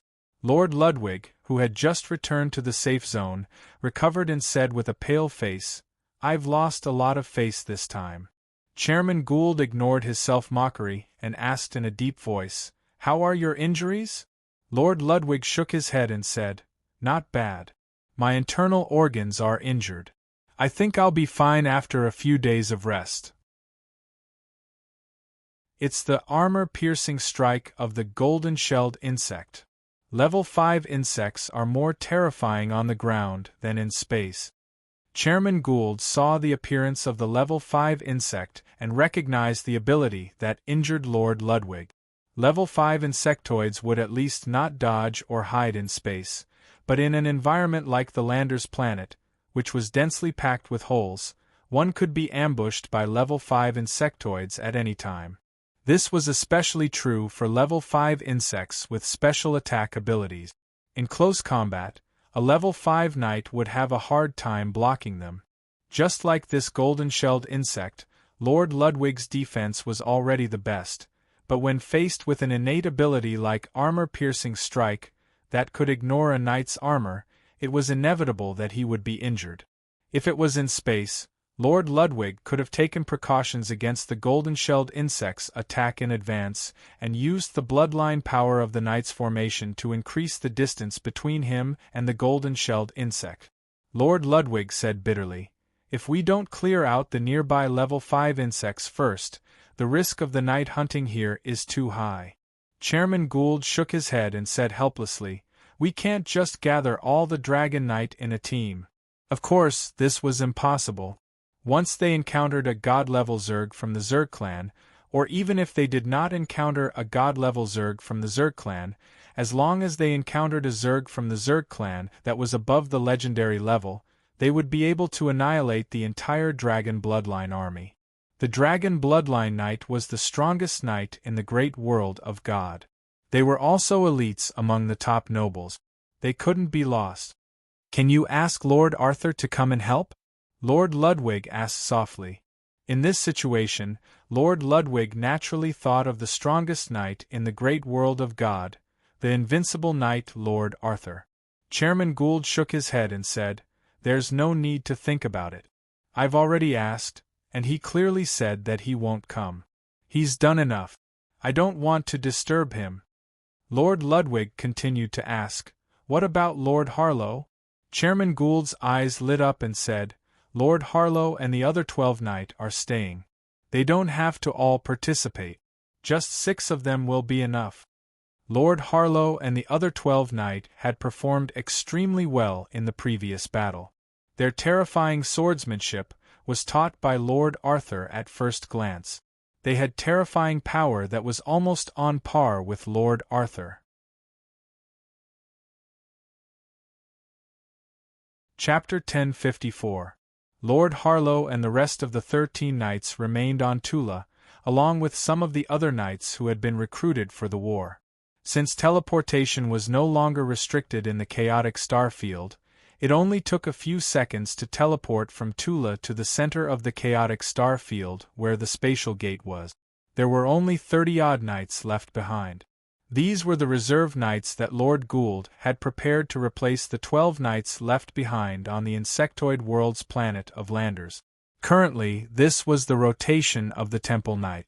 In the future, there would be more Temple Knights joining the rotation. Garrisoning the Lander planet would not only give them military service, but they would also have priority in distributing the spoils of war. Chairman Gould sent a message to Lord Harlow's Lord-class communication circle, which alarmed David, who was in seclusion on Gammy. When there was nothing to do, Lord Harlow and the 12 other knight clones could act on their own. Their soul clones could handle some matters on their own. At this time, the 13 knight clones were emotionless, handling matters like photon computers. However, as long as there was a trigger, David's main soul would be alerted, and a mind would immediately take over control of the body of the knight clones. Lord Harlow's emotionless eyes glowed. David checked the communication circle and found that it was requesting Lord Harlow to take 5 other knight to the spatial gate. David was now interested. He had long wanted to see the situation on the other side of the spatial gate. Chairman Gould seemed to have run into some trouble, or he would not have sent his 6 knight clones over. Each of David's knight clones had outstanding merits, and their performance on the battlefield was stunning. For them to be sent to the insectoid world, they must have run into something that ordinary knight could not handle. David controlled Lord Harlow to take the 5 knight clones and teleport directly to the spatial gate from the planet-level teleportation gate of Tula. He looked at the 5 huge shrines with a guilty conscience, but he was now Lord Harlow's clone. Be it his soul or body, he did not exceed the range of a level 5 knight, so he immediately adjusted his mood. It was obvious that although the shrines had sealed the spatial gate, they did not participate in the management of the spatial gate. Instead, the Supreme Council arranged for the knight to manage it. Apart from the occasional bell sounds from the 5 shrines in the square at the spatial gate, there was no other sense of existence. David naturally didn't think that the 5 shrines would not pay attention to this place. On the contrary, the shrines would definitely maintain a strong combat power at the spatial gate. Even the 5 shrines would pay attention to the 5 huge shrines at all times. Lord Harlow, your garrison mission with the 5 Night Knights was supposed to be next month, but now we've run into some trouble on the planet of the Landers, and we need the help of powerful Knight Templars to clean it up. Besides, your territory has been confirmed.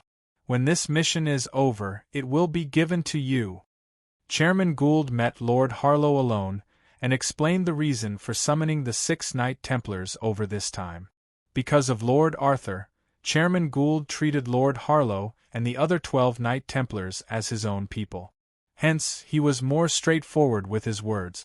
"At your command," Lord Harlow answered with a bow. "You may take away all the Zergs that you've killed, and your battle achievements will also be recorded." Chairman Gould waved with a smile when he saw that Lord Harlow had agreed. After following Chairman Gould through the spatial gate and teleported to the planet of the Landers, David felt the suppression of the world laws of the Zerg world. Fortunately, the suppression of the level 5 Knight Templars was not particularly strong, and he could at least maintain half of his combat power. However, this had a huge impact on the ordinary Knight Templars, especially when they encountered level 5 Zergs. There was already a gap in strength between them and level 5 Zergs, and with the increase in strength, the gap would be even greater. With the arrival of Lord Harlow, Lord Ludwig left the planet of the Landers with the 5 Knight Templars. There was no need for too many Knight Templars to be stationed here, and 12 of them were just right. David's consciousness stayed in Lord Harlow's body to visit the Zerg planet on the other side of the spatial gate. He had no interest in controlling Lord Harlow in battle. His main body had reached the peak of the legendary rank, and his speed and strength were far greater than a level 5 Templar Knights. This also made him feel uncomfortable controlling Lord Harlow in battle. Instead, it was better to let Lord Harlow's soul avatar fight on its own. David also believed that as long as no Zerg above the legendary rank appeared, no level 5 Zerg could kill Lord Harlow and the other 5 Knight avatars in a short period of time. Lord Harlow and the other 5 Knight avatars had received the master-level knowledge of the Knight battle formation from the main body, and all of them had mastered the talent of swordsmanship. In a level 5 battle, the formation formed by the 6 Knight avatars was almost invincible. The most frightening thing was that the souls of Lord Harlow and the other 5 Knight avatars were connected. When the Knight battle formation was in battle, their cooperation reached the theoretical peak of Knight cooperation. Gould also knew a little about the uniqueness of Lord Arthur's Knights, so he didn't join the Knight battle formation. Instead, he was protected by the Knight battle formation. It was the same method as Lord Ludovic, moving a few meters above the ground. "Be careful. The Zergs are about to launch a sneak attack from underground," Chairman Gould warned when they were 20 kilometers away. He came to see if the Knight battle formation led by Lord Harlow could effectively complete the mission. If even Lord Harlow and the others couldn't clean up the planet, then he would have to thicken his skin and beg Lord Arthur.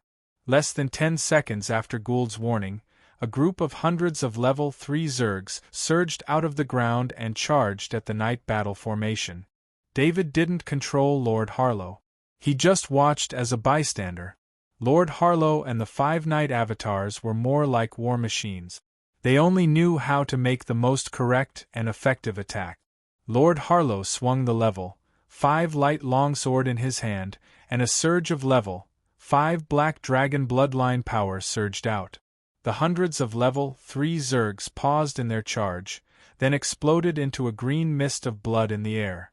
David, who was already a legendary, didn't feel that there was anything wrong with Lord Harlow's level 5 attack. However, in the eyes of Speaker Gould, he saw something special. Speaker Gould himself had the White Dragon bloodline, which also belonged to the Dragon bloodline.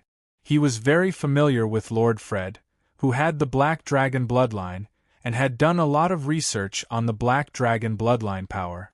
But even Lord Fred's Black Dragon bloodline power didn't have such power. This had nothing to do with the richness of the Black Dragon bloodline, but the power of the bloodline power itself. Just like the popular knight breathing technique practiced by ordinary aristocratic knights, this made the bloodline power of this part of the knight innately much weaker than the bloodline power of the knight who practiced the high-level knight breathing technique. Even if the bloodline was the same, the level of the knight's cultivation method would affect the power of the bloodline power. Speaker Gould's eyes were so sharp. He saw that the 6 knights, including Lord Harlow, all practiced some kind of night cultivation method that he didn't know. This night cultivation method must be of a very high level. As for how high the level of this night cultivation method was, Speaker Gould guessed that it was at least much more advanced than the main family's inherited cultivation method. This was what he judged through the power of the bloodline power. If this was true, then it meant that Lord Harlow and the others had mastered some kind of cultivation method that was far superior to other dragon bloodline families' inheritance. Needless to say, where did this super high-level night cultivation method come from? It must have come from Lord Arthur. David didn't know that just sending Lord Harlow and the others out to fight allowed Speaker Gould to see a lot of things. Previously, when fighting with the Zergs in space, because the knights were some distance away from each other, and every temple knight had to deal with the Zergs' attacks, no temple knight discovered the uniqueness of Lord Harlow and the others at that time. But now it was different. Speaker Gould was in the middle of Lord Harlow and the others, and could feel their bloodline power up close. In fact, Speaker Gould's feeling was correct. David's 14 temple knight clones no longer practiced the black dragon breathing method. Instead, they practiced the perfect night cultivation method. The perfect version of the night training method was something David had acquired from the demigod Saint Spirit Knight. Lord Harlow and the others hadn't been training for long enough, so they weren't able to make the perfect version of the night training method automatically operate at any time. As a knight, why could the demigod knights of the Holy Spirit become a demigod, while the current knights couldn't even reach the legendary level? It was because of the night cultivation method. In order to control the knights, the gods simplified the night cultivation method and passed it down to the current knight. As for the devout knights of the Holy Spirit, because in his era, they needed to be trained into the most powerful fighters, so he passed down the perfect night cultivation method. This perfect night cultivation method wasn't obtained by David through his soul. Instead, it was restored according to the cultivation method that the demigod knights of the Holy Spirit automatically operated in his body. Even the black dragon Alexis, after seeing the perfect night cultivation method, asked David to give up his modified version of the black dragon cultivation method and not let the temple knight clones practice it. Only the perfect version of the night training method was the most correct night training method. The upper limit of the perfect version of the night training method could reach the demigod level.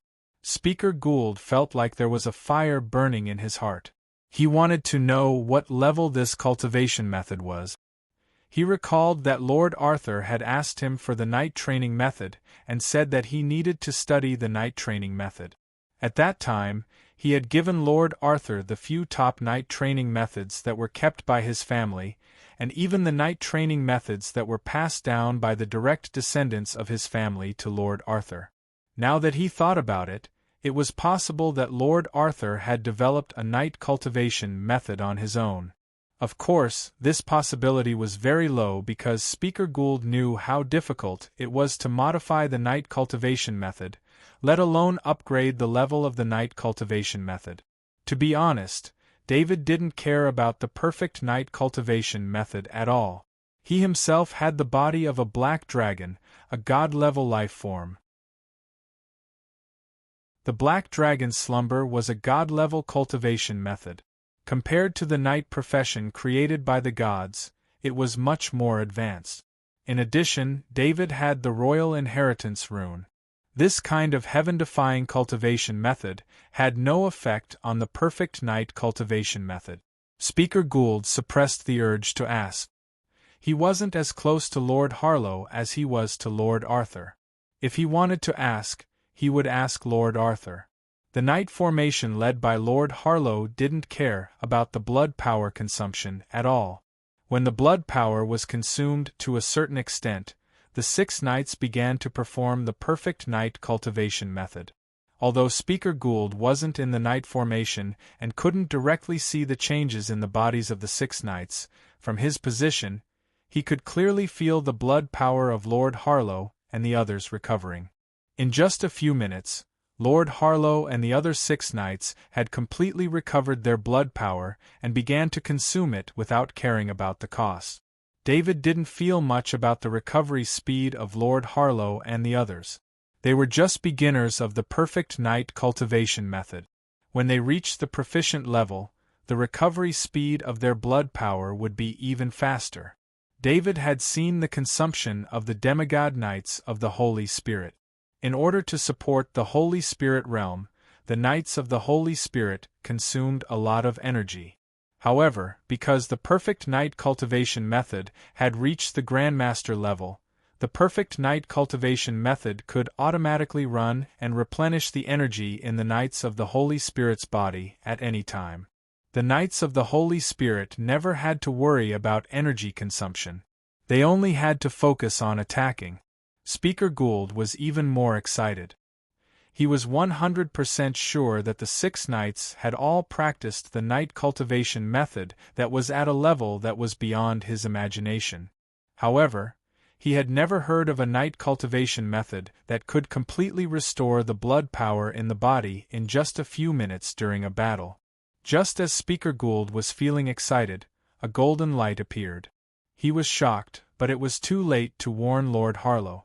After Lord Harlow discovered the appearance of the golden-shelled insect, he instinctively used his strongest talent ability, sword art. He gathered the power of the black dragon blood in the knight formation and accurately hit the golden-shelled insect's heart.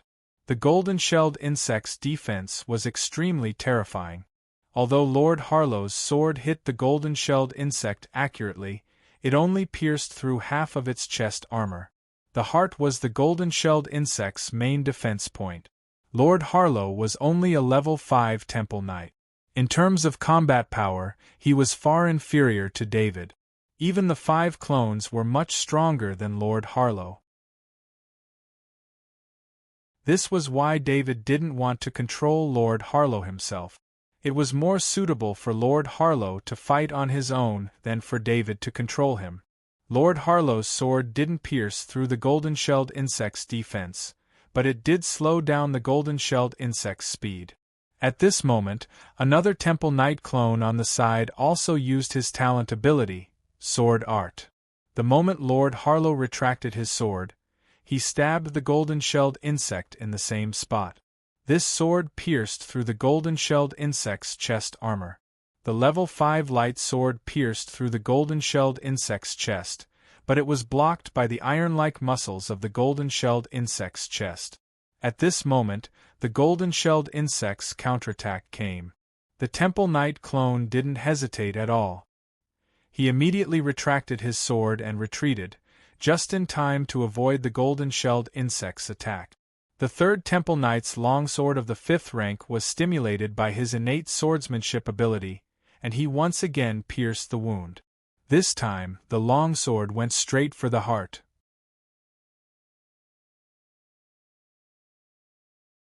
Chapter 1055. The Temple Knight team led by Lord Harlow returned to the base after half a day. They also brought back 3 level 5 Zerg corpses and more than 50 level 4 Zerg corpses.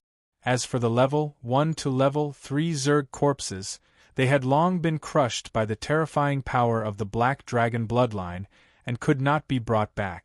The soldiers of the Interstellar Federation recorded the area patrolled by Lord Harlow's Temple Knight team. On the map on the screen, the area turned from red to yellow, and the danger level dropped by 1. Although this method could not 100% prevent the high-level Zerg from launching a sneak attack on the weaker hunting teams in the future, it was relatively less dangerous. Chairman Gould bade farewell to Lord Harlow, and instructed Lord Harlow and the other 6 Temple Knights to clean up the nearby area every day for the next month. After a month, other Temple Knights would come over to take over. After leaving the portal, Chairman Gould immediately took out the Lord Communication Array. Previously, he had asked Lord Harlow to bring 5 Temple Knights to participate in the mission, but he did not inform Lord Arthur. Although Lord Harlow had agreed on behalf of Lord Arthur, Chairman Gould still had to inform Lord Arthur in person, especially since he had other ideas. David's main body had long retracted his mind from Lord Harlow. Lord Harlow and the 5 Temple Knight clones were left in the Zerg world, so he was not too worried. For the current David, the importance of the 5th rank Temple Knight avatars was slowly decreasing. Of course, he didn't want anything to happen to Lord Harlow's Temple Knight avatars. Because of the existence of these Temple Knight avatars, his right to speak in the God world had increased a lot. Take Lord Harlow for example. When Lord Harlow obtained his own planet, David would have one more planet. More importantly, he would have 2 Supreme Council positions. In fact, if his Temple Knight clones continued to perform meritorious deeds, there would be other lords among the Temple Knight clones. Carrying out dangerous missions was a double-edged sword. While there was danger, there were also more benefits. The Lord-level communication circle flashed. David scanned it with his spirit and found that it was Chairman Gould who had applied for a planet-level teleportation portal to visit him. David shook his head helplessly. He could refuse other people's visits, but he had to welcome Speaker Gould in person. Returning to the surface from the underground safety point, he let the Knight of the Holy Temple avatar on Gammy Star begin to prepare for the reception while he waited at the castle gate. Speaker Gould was very anxious. After Lord Arthur agreed to the teleportation, he immediately went to Gammy through the portal. This time, he did not bring anyone with him. He came alone. This was a very private visit that would involve some private matters that Chairman Gould did not want others to know. Speaker Gould didn't even mention this visit to anyone. "Welcome, Chairman Gould." David bowed with a smile. "Lord Arthur, I'm sorry to disturb your rest." Chairman Gould looked at David, and found that David did not seem to be injured on the surface. Hence, he felt much more relieved. The reason Lord Arthur did not go to the portal was that he had sent 13 Temple Knights to participate in the war. On the other hand, Lord Arthur himself was seriously injured in the war. Hence, even though the front line needed Lord Arthur, a powerful combat power, no one forced him to return to the battlefield. Not only would the Supreme Council not do that, but even the shrines would not force a hero who had made outstanding contributions to the battlefield and was seriously injured to return to the battlefield during the treatment period. Everyone knew that it would be extremely difficult for a level 5 Temple Knight to recover from injuries. "Don't disturb me, come in and have a seat," David said with a wave of his hand. David led the way in front, and entered the hall of the castle. The Temple Knight's clones served the heartwarming lotus seed soup, and a few servings of fruits that were unique to Planet Kami. When Chairman Gould saw the Temple Knight's clone, the corners of his eyes twitched twice. As the chairman of the Supreme Council, Chairman Gould had the information of all the Temple Knights. It could be said that he had information on all the Temple Knights in the great world of God, even those who had not appeared for 100 years. Chairman Gould was certain that the knight in front of him was not in the information of the Supreme Council. Just like Lord Arthur's 13 Temple Knights, he had appeared out of nowhere. However, Chairman Gould would never have thought that the Temple Knight in front of him was the former chairman of the Supreme Council, Abe. Chairman Gould simply felt that it was inappropriate for Lord Arthur to use the Temple Knight as a servant. "I like to be quiet, so there is no one else on Planet Kami. Only the Knight of the Temple Bill is here to guard Planet Kami," David explained with a smile when he saw Chairman Gould's gaze. "I'm afraid the Knight of the Temple Bill hasn't registered his identity as a Knight of the Temple yet. I'll get someone to do it for him later," Chairman Gould said with a smile without asking further. Lord Arthur supported Chairman Gould greatly, and they shared common interests. Although he didn't know where the Knight of the Temple Bill had come from, the appearance of the Knight of the Temple meant that there was one more Temple Knight in their forces. Judging from the strength of the other 13 Knights of Lord Arthur, this Temple Knight was definitely not weak. In fact, Chairman Gould even sensed that the Knight of the Temple Bill was stronger than the other 13 Knights of the Temple. Chairman Gould's judgment was very accurate. The predecessor of the Knight of the Temple Bill, Abe, was originally the top temple knight of the great world of God.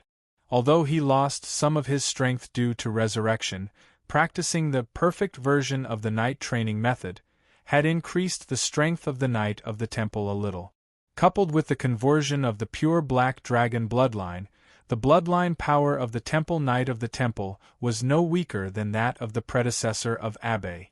Not to mention, the temple knight of the temple Bill had mastered the talent ability of sword arts. His true combat power was definitely the strongest among the temple knight. Then, I thank you on behalf of the temple knight of the temple. David bowed and thanked him. Chairman Gould also bowed and said, I should apologize to you. I transferred Lord Harlow and your other 5 knight of the temple to the Zerg world to clean up the threat of the high-level Zerg on the planet of the Landers. I didn't discuss this matter with you in advance. David smiled and waved his hand. I already know about Lord Harlow and the others. This is a good thing. I have to thank Chairman Gould for this opportunity to gain military merits. Chairman Gould asked a little embarrassedly, if it's possible, I hope that your other knight of the temple will replace Lord Harlow and the others after a month of garrison duty. This way, the safety of the planet of the Landers can be guaranteed. This matter could only be told to Lord Arthur by him. He was the chairman of the Supreme Council and Lord Arthur's good friend. David said with a smile, I have no objections. I said before the war that the 13th Knight of the Temple would be under your command. Chairman Gould was touched.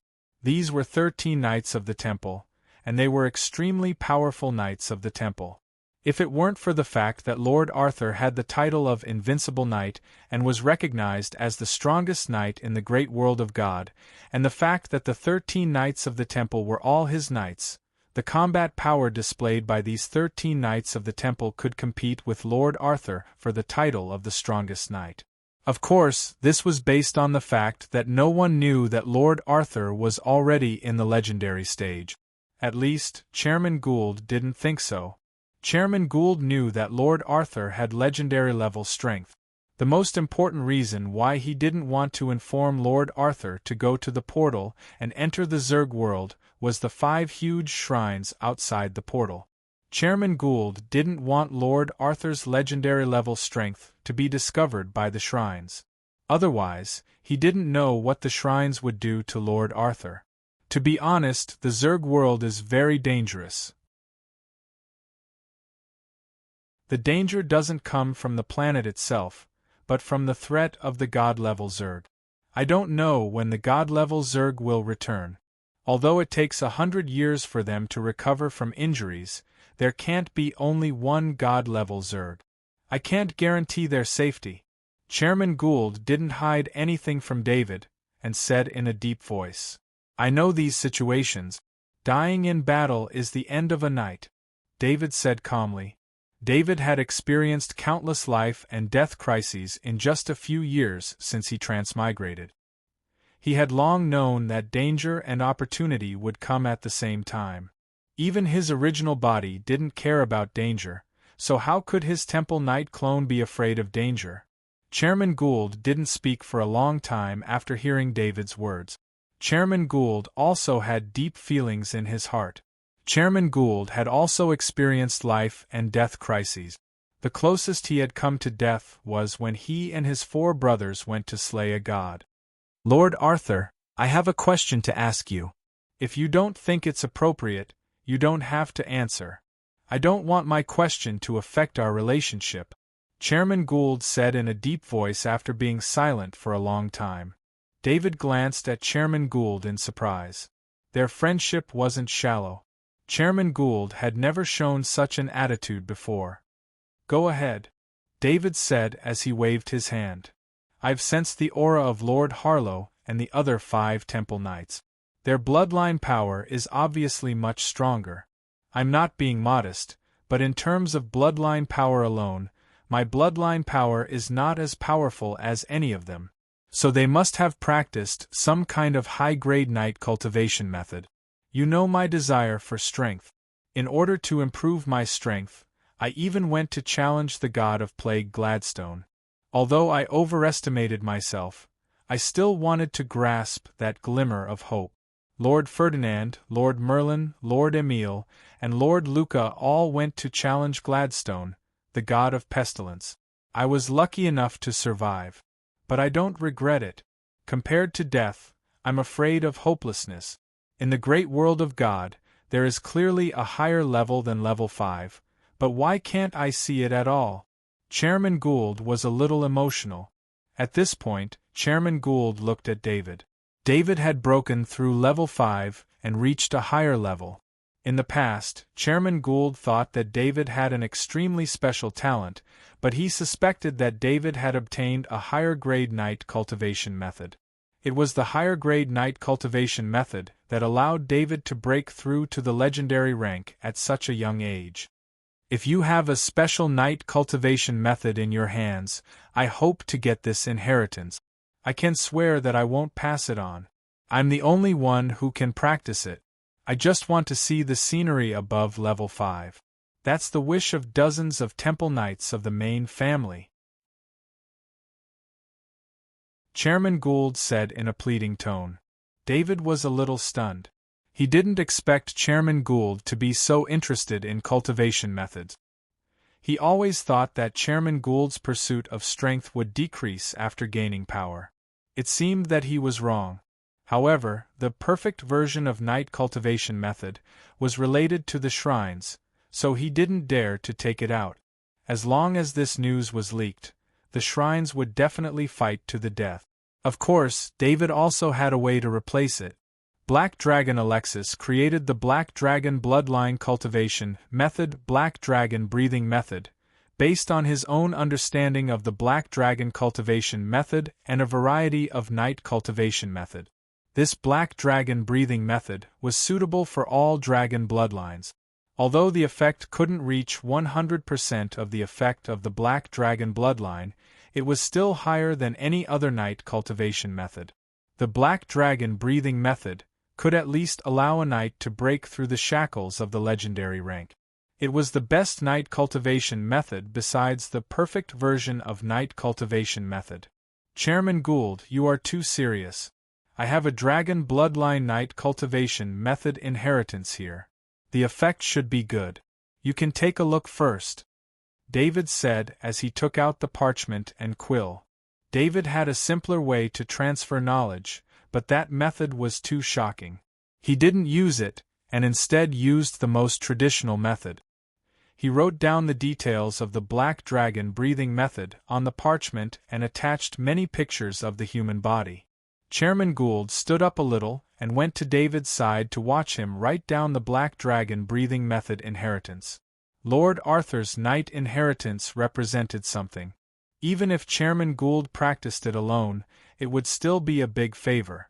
This was the cultivation method of Lord Arthur, the most powerful man in the great world of God. At least, Chairman Gould thought so.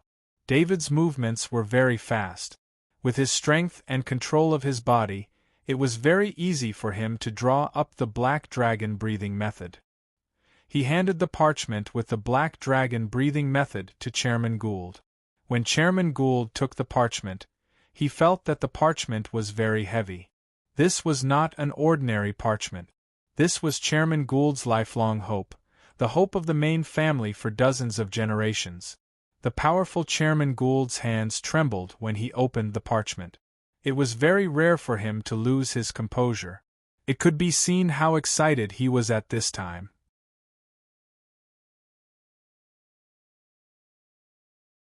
Chapter 1056. The Black Dragon breathing technique was a combination of the Black Dragon's dormancy and a variety of night training methods. Its complexity could not be fully explained by a piece of parchment and a few pictures. Chairman Gould also noticed this when he checked the list. He was not the least bit humble in this regard and raised his own questions one after another. David had given him the Black Dragon breathing technique, so naturally, he would answer all his questions and explain them clearly. Lord Arthur, I will not spread this Black Dragon breathing technique. I swear by the ancestors of the main family. Speaker Gould was about to swear, but he was stopped by David. Speaker Gould, you don't have to swear. I don't only allow you to practice it. I only have one request. This black dragon breathing technique can only be practiced by your direct descendant. It cannot be passed down in the family, David said with a wave of his hand. You mean this black dragon breathing technique can be passed down? Speaker Gould felt his breathing quicken. He asked in disbelief. Only after seeing the black dragon breathing technique with his own eyes would he understand the preciousness of this night training method. Speaker Gould himself and the main family had collected a lot of night training methods, and his own night training method was known as the top night training method. But based on his research on night training methods, he judged that any night training method he had seen before, including the night training method he had practiced, could not be compared to this black dragon breathing technique. Although Speaker Gould had not yet practiced the black dragon breathing technique, he believed in his own feelings. This was the feeling he had confirmed after seeing countless night training methods and seeing Lord Harlow and other Temple Knight. And if such a black dragon breathing technique could be passed down in the main family, it meant that the chances of a 5th-level Temple Knight appearing in each generation of the main family would greatly increase. This could ensure that the main family's bloodline would continue to multiply. Yes, if Charlie knew that I didn't let you pass the black dragon breathing technique to him, he would come to find trouble with me, David affirmed in a joking tone. I thank you on behalf of the main family. Speaker Gould carefully put away the black dragon breathing technique, stood up and bowed to David. You don't have to do this with our relationship. David stood up and said. He thought about it and said, the upper limit of this black dragon breathing technique is legendary. After reaching the legendary rank, it depends on your ability to comprehend power. Speaker Gould's eyes lit up. Although he had guessed about the black dragon breathing technique before, he was not as direct as David giving a clear level of the black dragon breathing technique. Speaker Gould left Gammy and didn't dare to delay outside. He returned to Maine through the planet-level portal of Gammy. With such an important night training method, even if he was the Speaker of the Supreme Council, his safety was absolutely not a problem, but he did not want any accidents. Speaker Gould, who returned to the family castle, breathed a sigh of relief in his heart. He could not wait to enter the training room. Before practicing, he went through the contents of the black dragon breathing technique again in his mind. The strength of a level 5 Temple Knight made Speaker Gould's spirit extremely strong. After reading the complicated black dragon breathing technique a few times, he had already memorized it in his mind. He opened the spirit-gathering alchemy array in the training room and then began to practice the black dragon breathing technique. He felt that according to the breathing of the black dragon breathing technique, and the flow of the white dragon blood in his body, the white dragon blood was more active. The energy gathered by the intermediate spirit-gathering alchemy array in the training room was obviously not enough. Fortunately, after the owner of this training room entered the training room, when the energy was low to a certain amount, it would automatically activate the super-large spirit-gathering array on main to provide energy for the Lord's training room. Although it was Speaker Gould's first time practicing the black dragon breathing technique, he still completed the training perfectly this time. He slowly opened his eyes, which were full of excitement. Although the training this time did not help him much, he felt that the power of his bloodline had increased a little. It must be known that with Speaker Gould's strength, his bloodline power could only increase the total amount, but the solidification of the bloodline power had long reached the peak. Practicing the original main family inheritance could not allow the bloodline power to continue to increase the solidification. However, after practicing the black dragon breathing technique once, he was able to reach a level that he would not have been able to do even if he had practiced it for several decades. This made Speaker Gould even more aware of how precious the black dragon breathing technique was. Let Charlie come in. Speaker Gould thought of Lord Arthur's words and ordered outside the door. After a while, Steward Hayes came in with Charlie. When Steward Hayes saw Speaker Gould waving at him, He quickly bowed and left the room. "Charlie, how's your training going recently?" Speaker Gould asked in a deep voice. Because Lord Arthur and Charlie Knight were similar in age and were friends, and because Lord Arthur kept improving, Speaker Gould used Lord Arthur as the standard of education again and again, causing Charlie Knight to fall into repeated closed-door training. But it was also because of this that Charlie Knight's strength had stabilized at the level of a 4th-rank Sky Knight, which was very talented for his age. "I've been working hard on my training. I don't dare to slack off at all," Knight Charlie hurriedly replied when he heard Gould's question. Knight Charlie was afraid that Speaker Gould would ask about his training. He knew that he could not compare with Lord Arthur.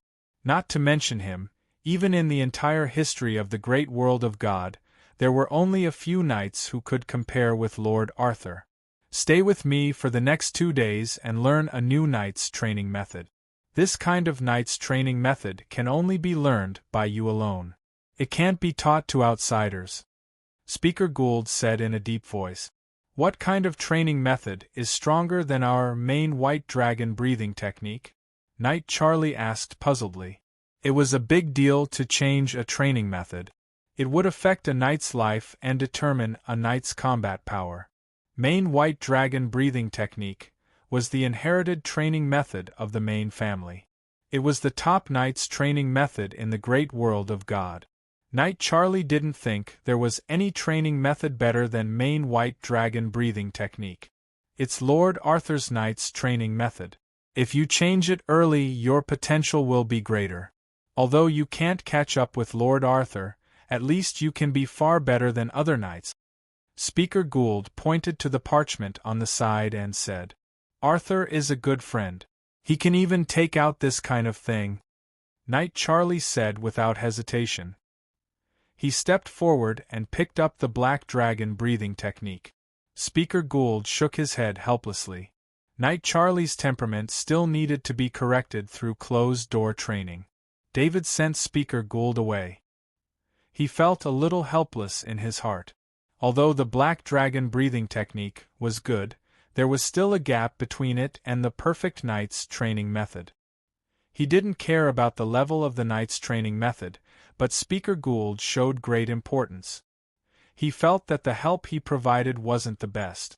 However, he could only take out the perfect knight's training method when he no longer had scruples about the shrines.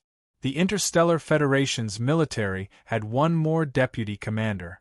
It didn't cause much of a stir among the people of the Interstellar Federation. Only the higher-ups of the various star fields were concerned about this news. They were concerned about where General David's jurisdiction would be. This was closely related to them. Grand Marshal André was also worried about this matter.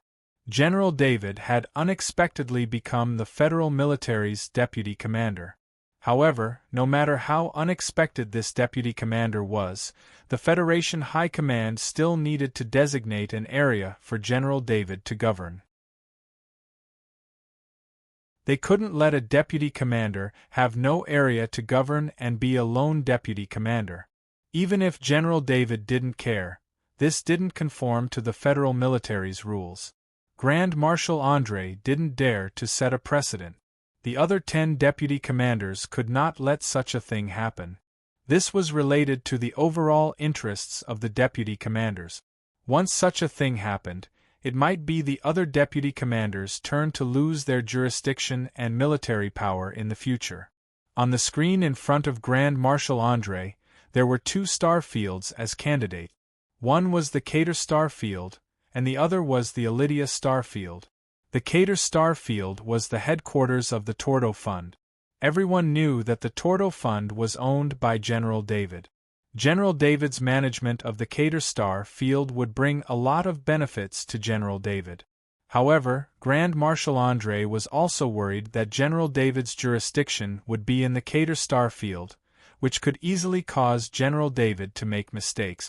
Once General David had the jurisdiction of all the Planet Guardian forces and the military stationed in the Cater star field, then with the Tordo Fund's absolute influence in the Cater star field, General David would be like a local tyrant in the Cater Star Field. This wasn't a good thing. If there was no one to restrict his power, it was very easy for problems to arise. Grand Marshal André didn't want to see General David make mistakes in this area. The Elydia Star Field was the star field where General David had lived and studied. It was close to the war zone, so the location wasn't very good. It was also convenient for the other deputy commanders to give up this star field. However, Grand Marshal André had to consider General David's attitude. If General David insisted on having jurisdiction over the Cater Star Field, he would have to consider General David's opinion. Adjutant Jikwel, tell General David to come here. Grand Marshal André ordered Jikwel's adjutant outside the door. Grand Marshal, General David is not in the command center. I'm afraid it will take some time for him to come here. Jikwel's adjutant immediately replied. What happened? I thought General David didn't have much to do recently? Grand Marshal André asked curiously. General David liked to stay in his office alone.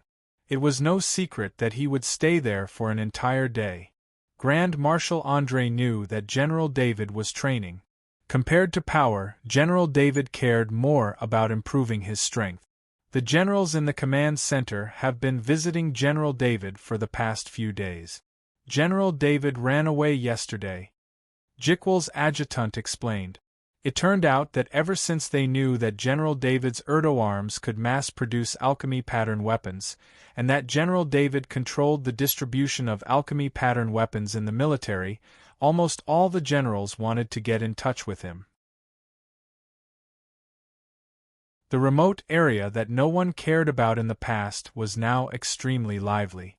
General David's visitor list was almost full. This was when Adjutant Cyril rejected all the visitors outside the Federal High Command.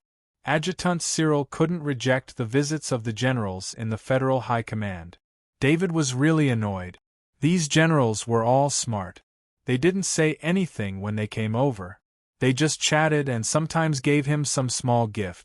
They only had one purpose, which was to build a friendship with David. David was now wholeheartedly focused on training. The frequent visits of these generals annoyed him to no end. The generals even used military discussions as an excuse to make David unable to reject their visit. In the end, David hid away. At this time, David was sitting in his room in his villa.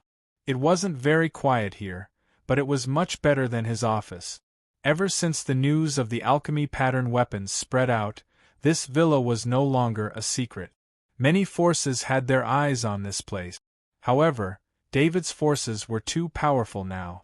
Plus, David's own horrifying power, no one dared to take the risk. The current situation was between benefits and David's power. David's power had the upper hand. The forces that wanted to gain benefits didn't think it was worth it, so they wouldn't make a move. David was sitting in his room. He could feel the peeking eyes around him. These eyes were too far away, and they didn't have the right to infringe on his rights, so he couldn't do anything. General David, the Tordo Arms Exhibition Hall is open. President Krieb informed through his ID bracelet. Let's follow the plan. David replied. He didn't plan to go to the newly opened Tordo Arms Exhibition Hall. In the future, the alchemy pattern weapons would be handed over to President Krieb. He didn't plan to continue asking. At most, when necessary, he would help to increase the production of alchemy pattern weapons and increase the variety. David would only consider this after the market stabilized. Now, even a type of sharp pattern had caused chaos in the Federation.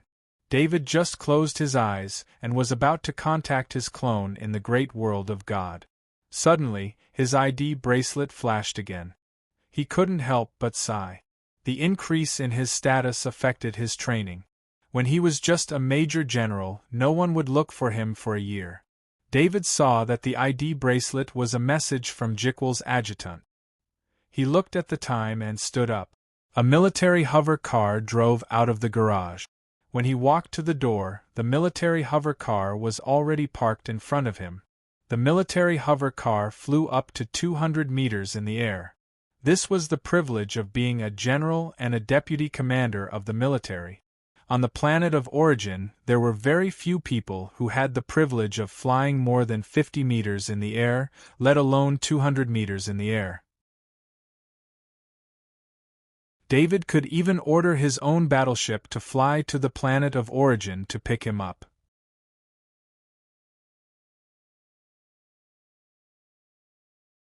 Chapter 1057. When David's clone rushed to the Federal High Command, the Erdo Arms Exhibition Hall was ready to officially open. Normally, when a business exhibition hall like this opened, it would send out invitations to potential customers or people close to them. However, the Erdo Arms Exhibition Hall didn't send out any invitations because President Krieb didn't have to worry about the number of customers after the opening. He only hoped that there would be fewer people. Hansam Transcendent, is there any problem with the security? President Krieb looked at the situation outside the Erdo Arms Exhibition Hall on the screen and asked worriedly. President, please don't worry. This time, 2 security officers were transferred from the villa. Together with the security officers accompanying you and Lawyer James, there won't be any problems. Hansam Transcendent replied with a smile. Hansam Transcendent was now the security manager of the Erdo Arms Exhibition Hall. He was very satisfied with this position because he could get close to a few powerful security officers at any time. There are a lot of alchemy pattern weapons on display here. Tell all the staff to be careful. President Krieb had also seen and agreed with the security plan, but he was still worried. The main reason was that there were too many alchemy pattern weapons on display this time. On the first floor, there were 500 level 1 to level 3 alchemy pattern weapons, and on the second floor, there were 50 level 4 alchemy pattern weapons. Just this scale alone was enough to make anyone who saw it go crazy. Level 4 alchemy pattern weapons weren't many in the entire Federation. Most of them were in the hands of a few famous transcendent. This was the accumulation of countless generations of the Interstellar Federation. Alchemy pattern weapons were usually very far away from the average transcendent, let alone Kaji. I've already given the order. This is the planet of origin, and the Erdo Arms Exhibition Hall is General David's property. I don't believe that anyone would dare to cause trouble here. Hansam Transcendent said confidently. President Krieb nodded and didn't say anything else. His main task this time was to be in charge of business negotiations. Of course, 1 or 2 alchemy patterned weapons had nothing to do with him. He would only accept projects with large amounts of money. More than 100 business elites and lawyers were on standby on the 3rd floor of the Erdo Arms Exhibition Hall. President Krieb and Lawyer James worked on the 4th floor. It had been a long time since the commercial street on Planet Origin had been so lively. Those who could live or come to Planet Origin were all elites with good wealth and social status.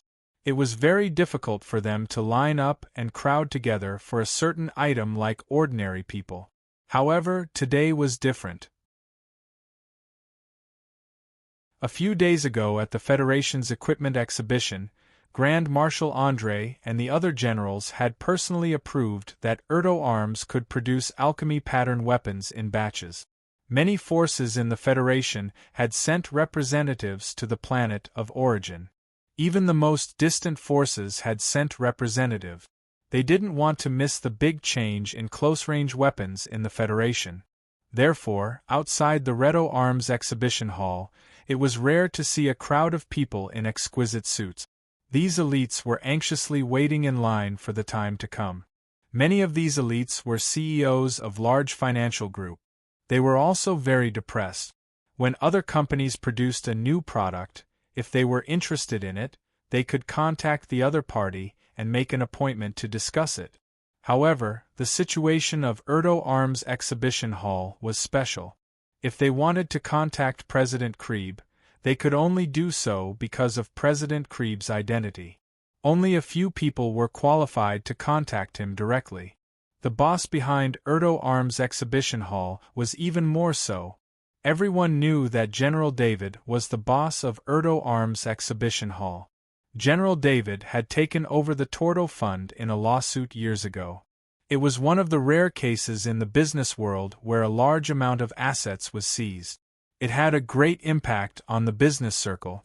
However, even if they knew that General David was the boss of Erdo Arms Exhibition Hall, no one could contact General David. General David was even more difficult to contact than President Krieb. He was a high-ranking official in the federal military. Especially recently, there was news that he had become the 11th Deputy Commander of the Federation. This kind of identity was not easy to meet. No one knew how many alchemy pattern weapons there were. No one wanted to lose the right to buy the first batch of alchemy pattern weapons because they were late. "The door is open!" someone shouted excitedly. The door of the Erdo Arms Exhibition Hall was slowly opened.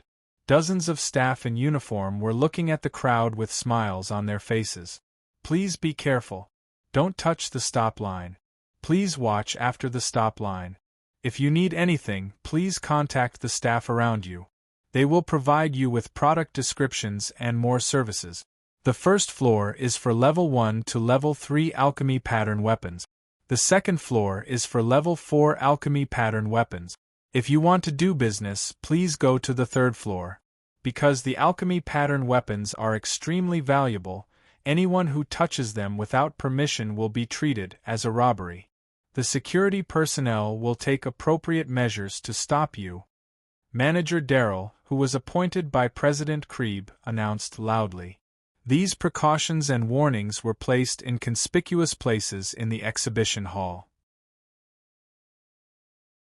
At this moment, the crowd that had surged in saw the display on the first floor clearly, and all of them gasped in unison. Everyone was stunned by the alchemy pattern weapons in front of them. Although they had heard that Erdo Arms Exhibition Hall had mass-produced alchemy pattern weapons, they were still shocked when they saw 500 alchemy pattern weapons in front of them. Especially when they saw the Level 1 and Level 2 alchemy pattern weapons, they could not help but curse in their hearts. The value of an alchemy pattern weapon was much higher than a Level 2 weapon. In addition, most people who had enough money to buy alchemy pattern weapons would not consider such low-level alchemy pattern weapons. Of course, some people who came as representatives of powerful forces were tempted. As long as the price of a Level 1 or Level 2 alchemy pattern weapon was reasonable, they would be able to upgrade Kaji's equipment on a large scale. Thinking about Kaji's Level 2 alchemy pattern weapon, after activating the sharpness pattern, it was equivalent to using a Level 3 weapon for a short period of time. This kind of improvement would be fatal to the enemy in battle. The representatives of powerful forces were interested in the Level 3 alchemy pattern weapons and the Level 4 alchemy pattern weapons on the second floor. "Are you Transcendent Claudia from Dorpo Arms Exhibition Hall?" Manager Darrell came in front of a female Transcendent who was looking at a Level 3 alchemy pattern weapon and bowed. "Yes." Transcendent Claudia nodded. Transcendent Claudia was actually a bit dissatisfied. She had met General David at Warstar before and had the authority to trade with Great World of God together. Even a few days ago at the Federation Weapon Exhibition, Transcendent Claudia offered to sell 2 battleships to General David at a very low price, but this kind of goodwill did not receive the response it deserved. Even Transcendent Claudia's request to meet General David was rejected by General David's adjutant. Hearing Manager Darrell's question, Transcendent Claudia's heart skipped a beat. It seemed like things were not as bad as she thought. "President Krieb is waiting for you on the 4th floor. Do you want to take a look around first, or do you want me to take you there now?" Manager Darrell continued to ask with a smile. Transcendent Claudia saw the surprise in the eyes of the people around her. The bit of resentment she had for General David instantly disappeared. She also understood that she had no right to complain about General David. General David was no longer the same Master David from Warstar.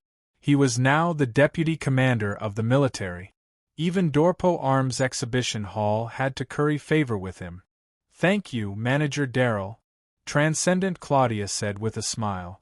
Claudia was very clear that the earlier they discussed, the earlier they would be able to obtain the greatest benefits.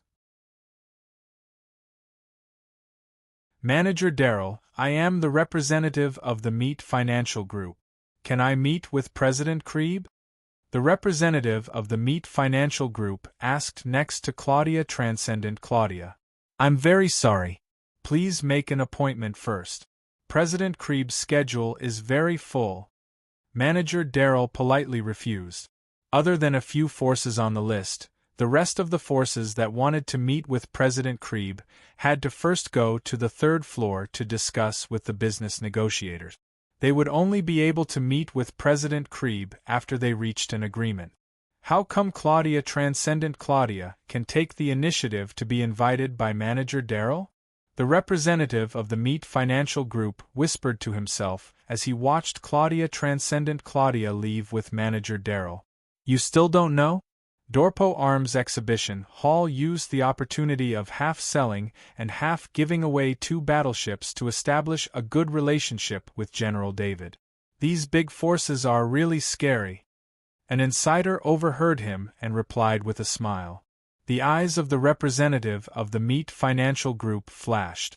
For a top financial group, 2 battleships were expensive, but it wasn't a big problem. As long as they could establish a relationship with General David, it was worth it to give away this little benefit. The insider's words were not only heard by the representative of the Meet Financial Group. There were a lot of business representatives here. This news quickly spread throughout the business circle. Transcendent Matthew, Transcendent Cable, and the other 4 Transcendent Claudia Transcendent were quite far away from each other. It seemed like they didn't have any connections. But in fact, they were a combat team of Transcendent. They came to participate in the opening of Dorpo Arms Exhibition Hall. Their purpose was completely different from the others.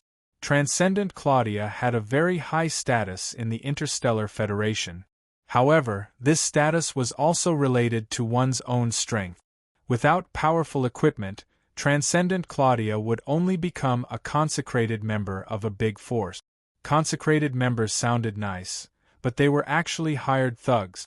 Big forces would pay a certain price, and Transcendent consecrated members would solve problems for them.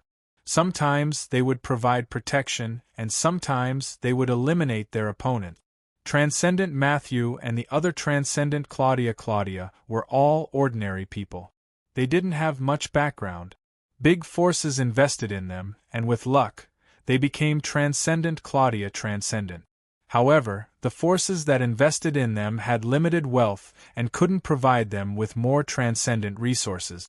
After the 6 Transcendent Claudia got to know each other, they formed a Transcendent combat team.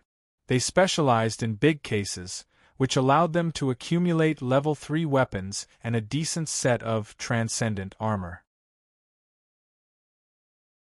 After developing the habit of robbing others to obtain resources, the 6 Transcendent Claudia were no longer interested in becoming a consecrated member of a big force. This time, when they heard that a large number of alchemy-patterned weapons had appeared on Planet of Origin, they were moved. Transcendent Matthew and the others had heard of General David's reputation. The Federation War God was well known in Transcendent Claudia, but General David was too far away from low-level Transcendent Claudians like them. In their eyes, General David was no different from the other top Transcendent Claudians. If General David was here this time, or if the security here was strong enough, Transcendent Matthew and the others wouldn't make a move. Transcendent Matthew looked at the 500 alchemy-patterned weapons placed here. He didn't need too many. As long as he could snatch a few of them, it would be enough for him to exchange for a large amount of training resources.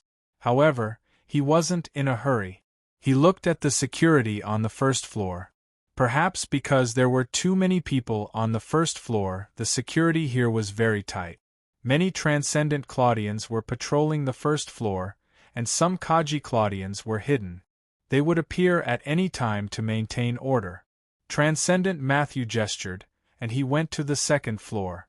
As soon as he entered the second floor, Transcendent Matthew felt the blood in his body boil. He saw 50 level 4 alchemy patterned weapons. Transcendent Matthew had never seen more than 10 level 4 alchemy patterned weapons in his life. Every transcendent who had a level 4 alchemy patterned weapon was in existence he looked up to. At this time, the other 5 transcendent Claudians also came up separately. They were also shocked by everything in front of them. Transcendent Matthew still had a trace of rationality. He observed the security around him and found that other than the 10 staff members who were explaining things to the customers, there were 2 security personnel in uniform. Transcendent Matthew especially looked at the 2 security personnel. With his transcendent strength, how could he see the level 4 Sky Knight's background? Too arrogant, Transcendent Matthew thought to himself. In his opinion, perhaps General David really thought that reputation and power could protect the wealth of Erdo's arms. However, there were desperados everywhere. Not to mention, the 6 transcendent Claudians had never failed before.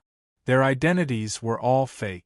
As long as they succeeded, they would immediately leave planet of origin. They had even prepared an escape route long ago. The key was that the wealth here was too attractive. As long as they snatched it this time, Transcendent Matthew felt that they wouldn't have to worry about training resources for the rest of their lives. They would even have resources for the next few generations.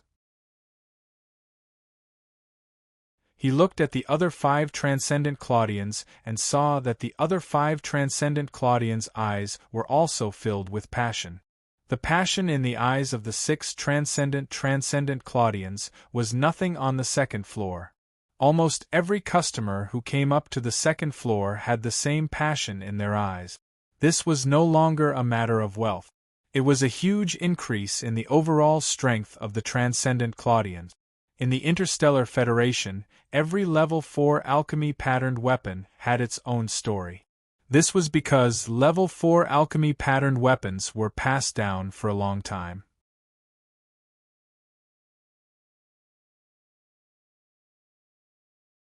Chapter 1058. There were many level 4 alchemy pattern weapons that had been passed down for hundreds or even thousands of years. This was because every level 4 alchemy pattern weapon that flowed from the great world of God to the Interstellar Federation was obtained at great cost by the Federation. As for the great world of God, even level 4 materials could not meet their needs, so the chances of them flowing out were very low. Oh my God! Every single one of these level 4 alchemy weapons can be used as a heritage weapon. Someone cried out in surprise. Most of the customers approached the staff to get more information about these weapons. Transcendent Matthew glanced at the window on the second floor.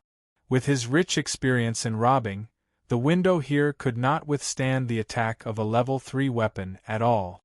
It would take at most 2 breaths to break through the window. From the time they were robbed to the time the police and military were dispatched, it took about 3 minutes. Even with General David's status, it was only 2 minutes, which was already the limit for Matthew Transcendent. With the speed of the 6 Transcendent, 2 minutes was enough for them to escape. As long as they reached the safe house, changed their fake identities to their real identities, and left in a spaceship, the police and military would not be able to react. Transcendent Matthew made a gesture, asking for the opinions of the other 5 Transcendent. The 5 Transcendent also made a gesture. Everyone, don't move. Get down. Matthew Transcendent shouted. With a thought, the Transcendent armor covered his entire body.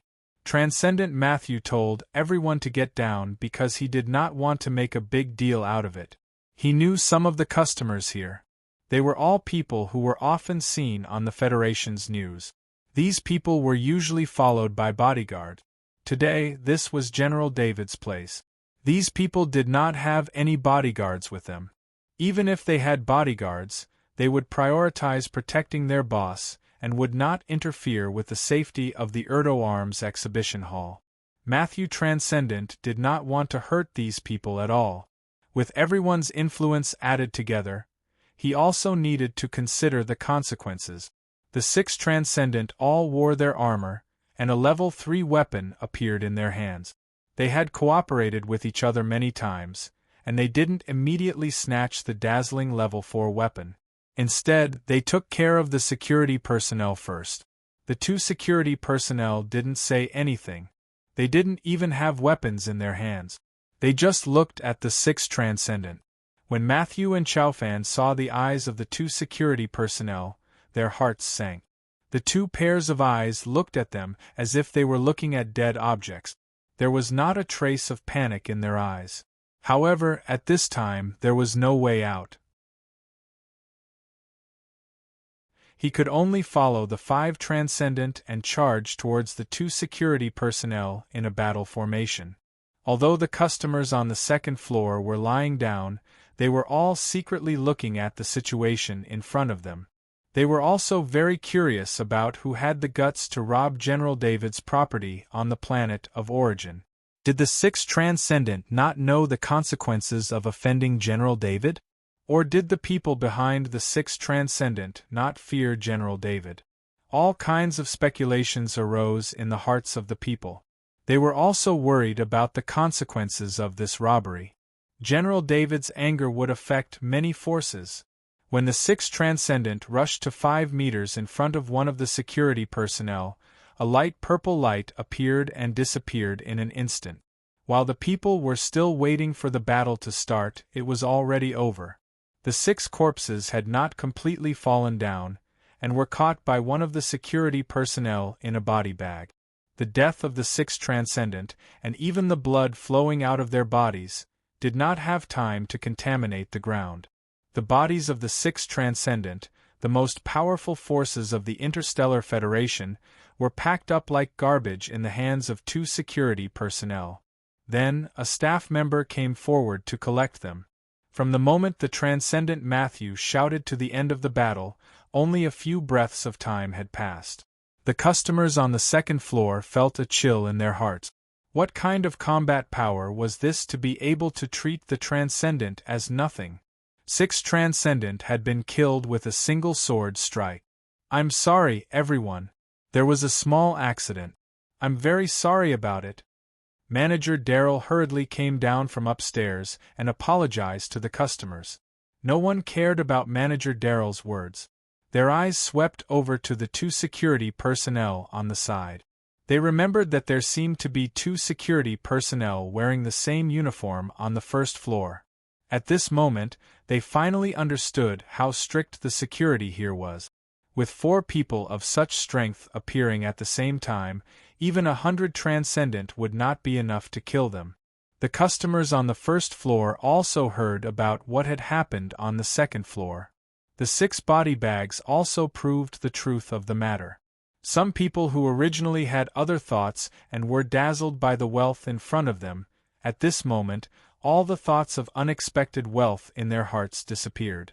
After this incident, the Urdo Military Arms Exhibition Hall became lively again. Many people directly went to the 3rd floor after visiting the 1st and 2nd floors. Soon, the people who were looking at the alchemy pattern weapons found that the alchemy pattern weapons were taken away one by one, leaving empty seats one by one. This made the other powerful customers even more anxious, and they sped up the process of buying. An hour after the Urdo Military Arms Exhibition Hall opened for business, all the displays on the 1st floor were cleared out. The 2nd floor sold 10 level 4 alchemy pattern weapons. It was not that no one wanted to buy level 4 alchemy pattern weapons, but to buy level 4 alchemy pattern weapons not only required an astronomical amount of credits, but also required identification and signing a non-transferable contract. These few points made it difficult to complete the transaction quickly, so there was a surplus of level 4 alchemy pattern weapons on the 2nd floor. The 6 bodies were taken away by Colonel Eugene. Colonel Eugene was very angry because he had neglected his job. Someone had planned to rob General David's property, but Colonel Eugene's intelligence team did not discover it in advance. Although the Urdo Military Arms Exhibition Hall did not belong to the military, the intelligence team led by Colonel Eugene served General David personally. They had to pay attention to everything related to General David. In fact, Colonel Eugene's intelligence team could not be blamed. These 6 people were all transcendent, and in many cases, transcendent had special privileges. In addition, the Erdo Military Arms Exhibition Hall did not communicate with Colonel Eugene from the beginning, and the opening process was too fast, so Colonel Eugene could not intervene in advance. The identities of the 6 transcendent were quickly found out. After that, the safe houses of the 6 transcendent and the people who supported them were found out. The military sent out a special operation team to catch everyone involved in this matter in one fell swoop. These people who supported them might have been wronged. They did not know that the 6 transcendent wanted to rob General David's property. If they had known the intentions of the 6 transcendent, they would not have had the guts to provide services to the 6 transcendent. Colonel Eugene wanted to do a big job and find the person behind the scenes. He wanted to show the power of the intelligence team in front of General David. However, the truth made Colonel Eugene feel very helpless. The 6 transcendents had no one to instruct them. They were just 6 lone wolf robbers. They only came because they heard that there were alchemy rune weapons here. A report was sent to David. David looked at the report and did not know whether to laugh or cry. The entire report listed how the 6 transcendent entered Planet of Origin, who provided services to them, and even the organization that created fake identities for the 6 transcendent were listed in the report. David also created fake identities before.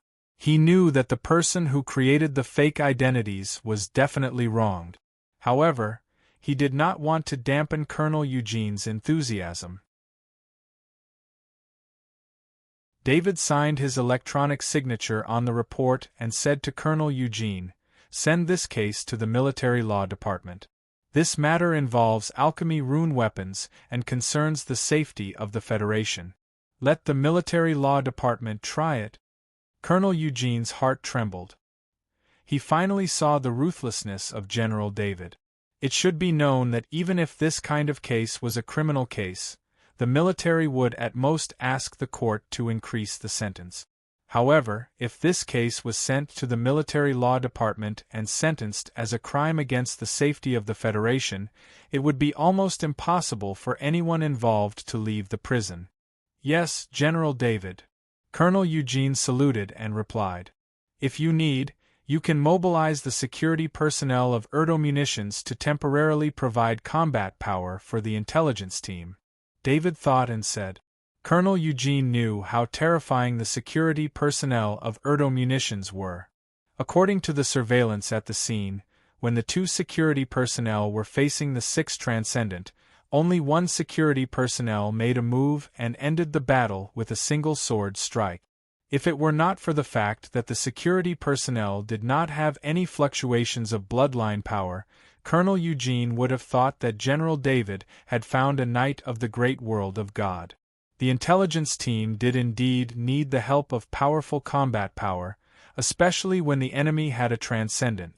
It would be difficult to mobilize more transcendent personnel at the last moment to capture the enemy. However, it would be different with the security personnel of Erdo Munitions. "Thank you, General David, for your support to the intelligence team," Colonel Eugene said excitedly. After sending Colonel Eugene off, Cyril's adjutant quickly walked into the office. Cyril's adjutant sent a list of information to David's screen and said, "General, there are 15 financial groups that have sent a message. They want to sell battleships to you." David looked at the list. Although he did not know much about the financial groups in the Federation, he still saw a few that had nothing to do with the warship industry. The price of the battleships was clearly not even enough to cover the cost of production. It was almost the same as the price offered by Erdo Munitions. Battleships were not something that could be bought by just any financial group. Even the military companies that were qualified to produce battleships could not equip them. For those financial groups that did not have a warship industry, needless to say, they would buy the battleships themselves and sell them to David at a low price. In fact, if David wanted to buy 200 battleships, it would be easy for him to do so with his own asset. However, this was the escort fleet that the military had assigned to him, so he could not buy it himself. He could only buy it from the equipment department. The budget of the equipment department was fixed. Even if Grand Marshal André said something, he could only increase the budget by a small amount. It was impossible for him to buy the battleships in full. Why are there suddenly so many financial groups sending gifts? David asked curiously. In David's opinion, this was a gift. Although the financial flow had nothing to do with David and only the military's equipment department, he was the one who benefited indirectly. President Krieb met with several clients this morning. They are all interested in selling battleships to you. Cyril's adjutant replied after understanding the situation. I see. Then I'll accept all of them. Please help me buy them, Minister Dalton. David waved his hand and ordered. He then asked, How is the sales of munitions? Cyril was David's adjutant, and he wasn't just responsible for military affairs. Like the other generals, he was also responsible for their family affairs. This was already a military tradition, and David did not intend to make an exception. It just so happened that he needed to train sometimes, and he did not want to be disturbed frequently. Therefore, Cyril's adjutant was in charge of contacting munitions. I was just about to tell you that munitions has sold out 500 level 1 to level 3 alchemy weapons with inscriptions, and 40 level 4 alchemy weapons with inscriptions. The detailed financial report will be sent to your identity bracelet later, Cyril's adjutant replied. David nodded. This was the first public sale, and it would also be the last one. After making a name for himself, the munitions exhibition hall would only accept pre-orders for a long time. It was impossible for there to be a large number of alchemy weapons on display. It was just that there were no pre-orders in the market. The orders from the military's equipment department, vice commanders, and generals were enough to support the production base for a long time. David did not plan to rely on this business to earn credit. He had enough credits. This business was to raise his status in the Interstellar Federation. David's previous status was accumulated by the weapons in his hands, the blood of countless people, and a large number of military achievements. Now, he wanted to raise his status to another level. With his huge influence, no one would dare to touch him or his family. For example, the orders from the military for alchemy weapons had made David many friends in the military. He had gotten the position of vice commander by accident, but it was also a reflection of his own interests. The vice commanders who had chosen him had filled in his name because of their interests. In the various generals' offices in the federal military, the generals were all reading the report. It was about what had just happened in the munitions exhibition hall. There were only two things that caught their attention. One was the number of alchemy weapons, and the second was the strength of the two security personnel. After General David's girlfriend, Emma, was attacked, a combat team of 20 people appeared by Emma's side. According to the report, the combat power of the 20 people was extremely terrifying. Each of them had the strength to kill at least one transcendent. The two security personnel today were even stronger. The 6th transcendent did not even have the strength to fight back in front of them. All the information pointed to one thing. General David had a strong support behind him. General David's background was very simple. The records from his childhood were clear. The methods he used to obtain the Tordo Fund were also recorded. It was impossible for General David to mobilize a large number of powerful experts at any time. Only some forces with a long history would have such an ability. The general's evaluation of David increased again. The more powerful the background, the more they needed to be on good terms with him. This was inevitable.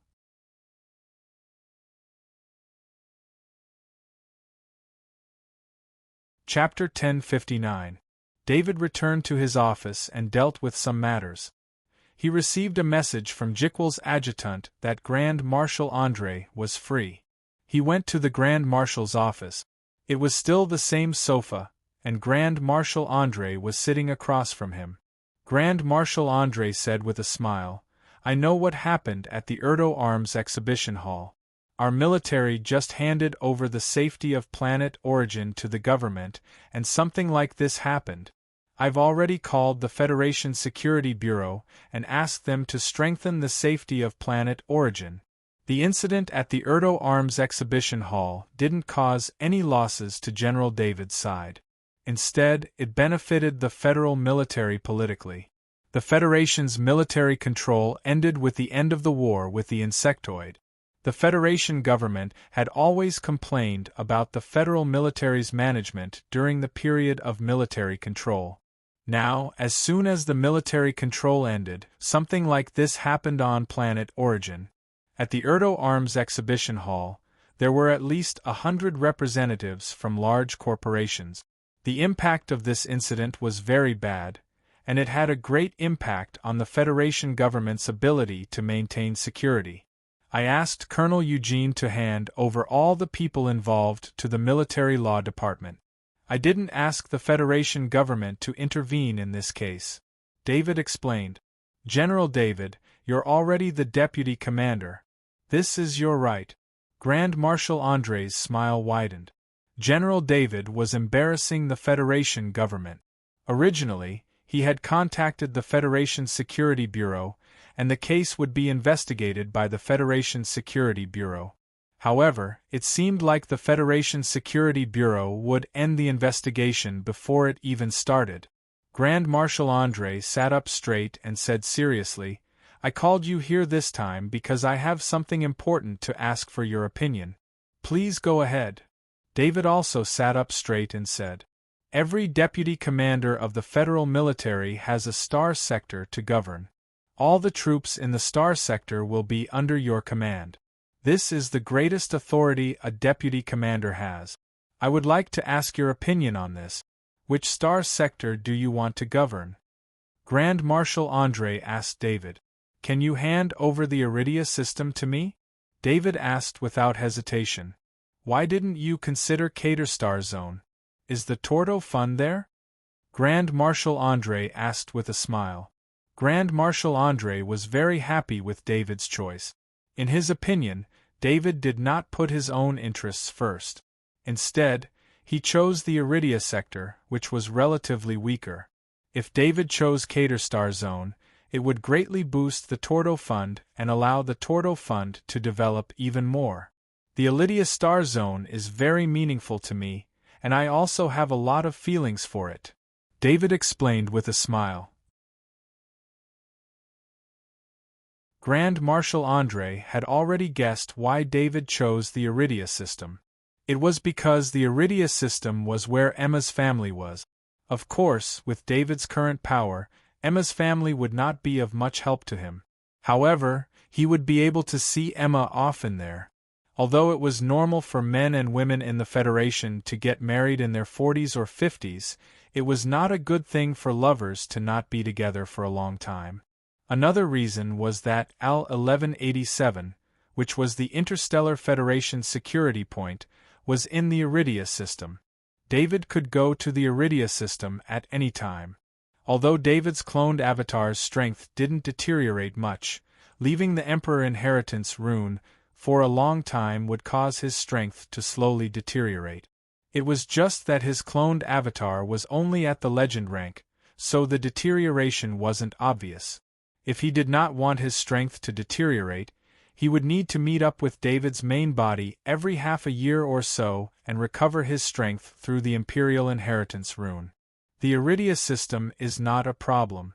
It's close to the battle star and is remote. I can arrange it for you in a short time," Grand Marshal André said, relieved.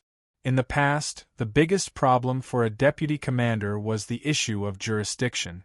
Grand Marshal André had a few star zones under his control, but these star zones were all extremely barren, and the military did not have much military power there. If it was a deputy commander without a strong foundation, any star zone would be enough. However, most of the time, a deputy commander would have a strong background, and it would take a long time to coordinate the star zones under his control. Thank you, Grand Marshal, but you have to introduce a few good deputies to me. I don't have time to manage military affairs, David said with a smile. Only David dared to say this in front of Grand Marshal Andre. The other deputy commanders all wanted to show that they were strong, and the job of deputy commander was easy. However, David was different. He needed time to cultivate, and the recent events had made him feel troubled.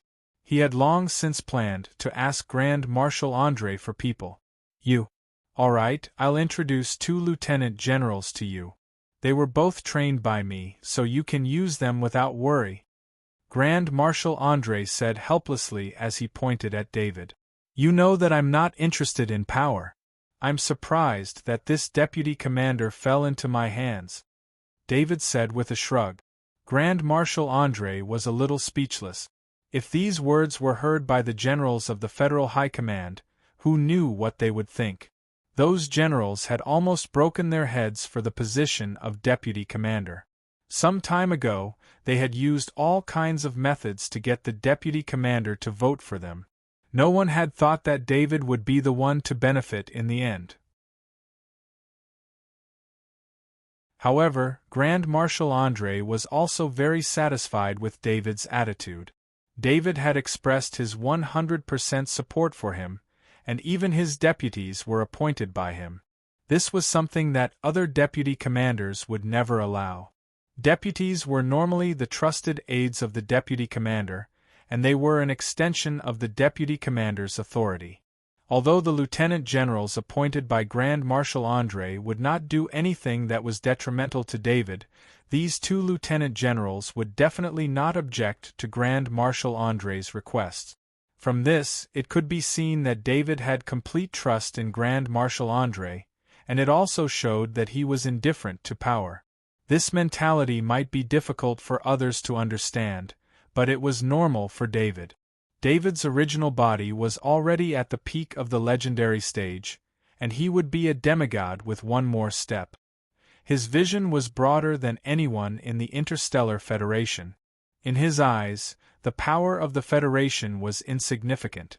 If it weren't for his family being protected by him, he wouldn't even bother with the Federation's affairs. Of course, even so, David still allowed the clone to return to the Federation after obtaining it to participate in military affairs.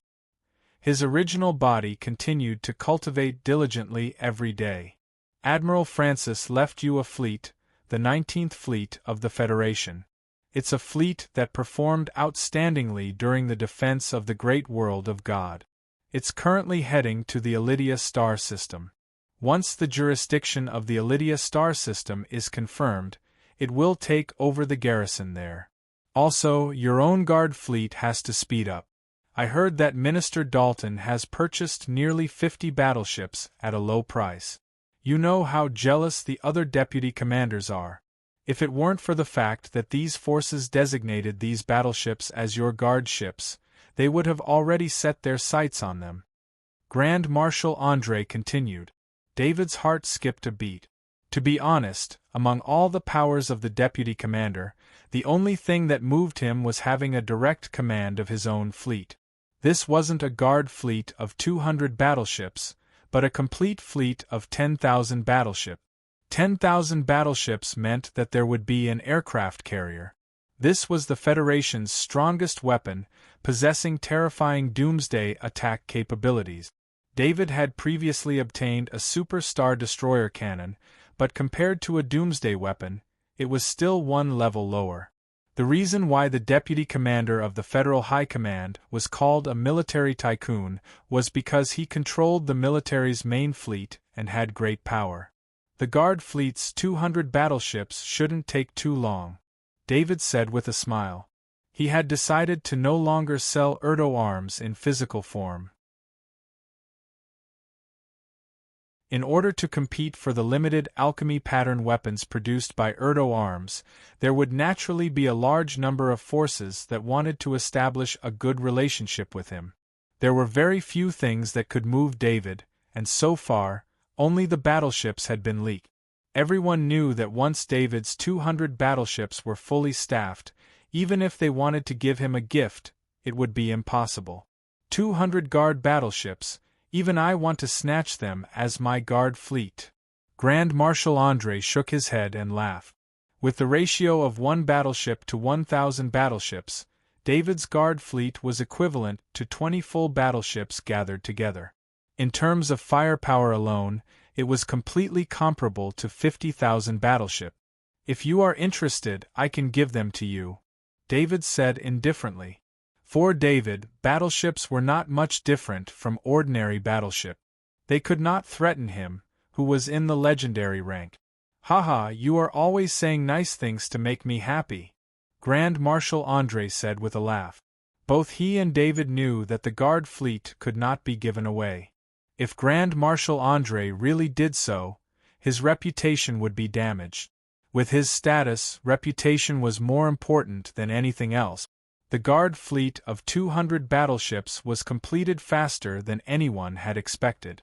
2 days later, David received the authority from Grand Marshal André. He now had military jurisdiction over Lydia. Minister Dalton also came to find him. Admiral David, do you know how much trouble you have caused me? Minister Dalton said with great resentment. How much trouble? Is there someone who wants to snatch the battleships? David asked with a smile as he poured water for Dalton. David did not believe that anyone would dare to snatch his battleships. He was now very popular in the Federal High Command. Every day there would be generals fighting to meet him. Normally, he would not stay in his office. That was too annoying. He usually stayed in the villa. Only people like Minister Dalton, who had a good relationship with David, would know about David's villa. They would come to visit after making an appointment. There is no need for that. The 200 battleships are already full. However, it will take at least half a year to get them all here, Minister Dalton said when he saw David pouring water for him. His expression was much better. Then why is there so much trouble?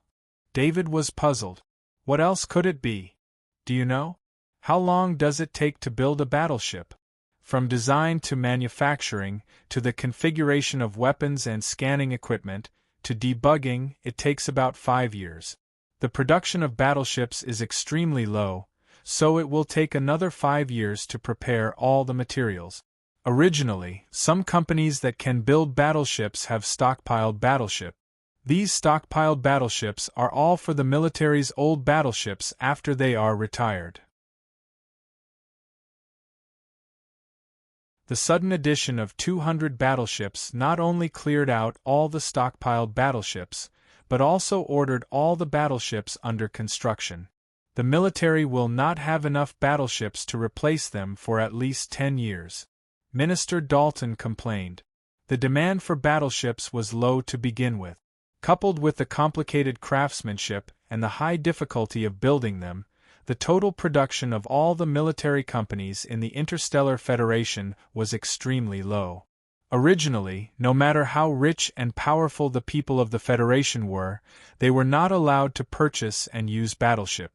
However, due to the shortage of 200 battleships on David's side, the organizations that needed David's help cleared out all the battleships under the condition that they were not allowed to use the battleships themselves. Just build more battleships. If it's late, just replace them later, David said with a smile when he heard that it had nothing to do with him. That's true. That's why I've decided to delay the replacement of the 19th Fleet. Please don't blame me, Minister Dalton said with a smile. The 19th Fleet was David's direct subordinate fleet. He finally understood why Minister Dalton had come over. Minister Dalton had probably run into some trouble. It just so happened that the 19th Fleet was also in need of retired battleships. If he replaced the 19th Fleet with new battleships, he would not be able to answer to the other fleet. How many battleships do you have to replace in the 19th Fleet? David asked. 2. Why don't you transfer 2 of your 200 frigates over? Minister Dalton suggested. No need. Help me spread the word that I still need 2 more battleships. This time, I'll pay with my own credits, David said with a smile. Minister Dalton understood what David meant. The 200 battleships quota had already been filled. There must be some organizations that had ordered battleships because they were a step late. Minister Dalton shook his head. These battleships were actually taken from the equipment department's purchasing power. However, it would block the other fleet's mouth. You don't lack credits. Just add some more credits. There are 200 Super Star Destroyer cannons in the equipment department's warehouse. Do you want me to modify them into main cannons? Minister Dalton asked with a smile. Will it cause you any trouble? David asked worriedly. If 200 Super Star Destroyer cannons were fired at once, even David's clone would not dare to be hit.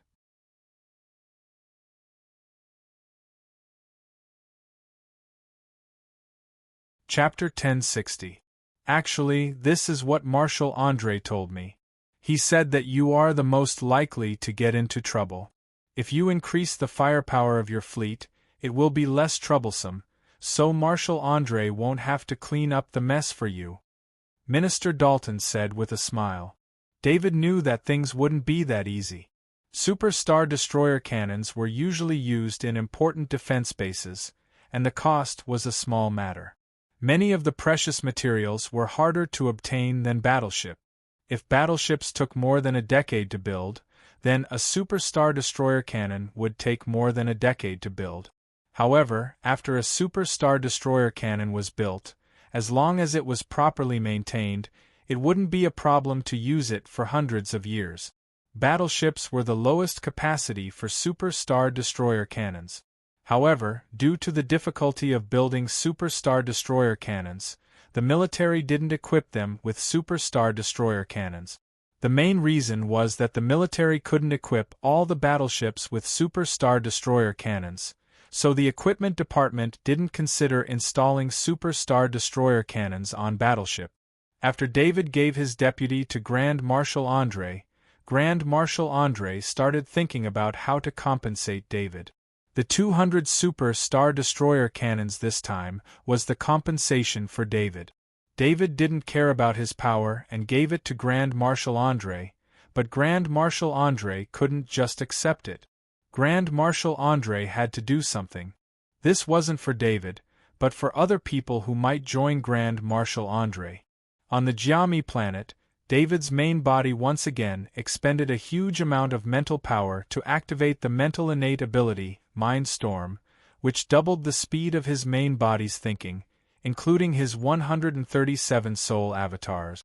A few minutes later, the tired David muttered to himself in confusion, "What's the problem?" Recently, as long as David's mental power recovered, he would activate the Thought Storm talent ability. This talent ability greatly improved his understanding of the rules. However, after his understanding of the rules reached a certain level, he encountered a problem. David's understanding of the power rule and the speed rule hasn't made any progress for a long time. It was like there was an invisible barrier in front of him. In contrast, when he put his mind on his 4 clones, sometimes with David's clones, to understand the Black Dragon power rule, they kept improving. Even the 4 clones around David had a faint vortex forming around them. This vortex had a radius of 10 kilometers, and the Black Dragon's power was rotating in a peculiar manner. One could vaguely see the Black Dragon's power forming a pattern. David himself could feel that the Black Dragon power in this vortex had formed a millstone-like effect. Any enemy in this area would be crushed by the power of the Black Dragon. Even if the enemy was strong enough to not be crushed by the power of the Black Dragon, their speed would be slowed down by the way the power of the Black Dragon flowed. Alexis, is this forming a rule domain? Why do I feel that it's different from the rule you're using? David asked Black Dragon Alexis. When David's clones were comprehending the Black Dragon power rule, they were using the Black Dragon Alexis as a template. However, the rule domain formed by the clones was completely different from the Black Dragon Alexis's rule domain. The Black Dragon power rule domain that the Black Dragon Alexis used in battle strengthened the defense of the Black Dragon Alexis. Even God-level experts couldn't easily hurt its divine body. However, although the Black Dragon power rule domain that David's clones comprehended was still immature, it already showed that this was an offensive rule domain. It's indeed the Black Dragon power rule domain. The reason why your rule domain is like this is probably related to your personality. You're more inclined to attack.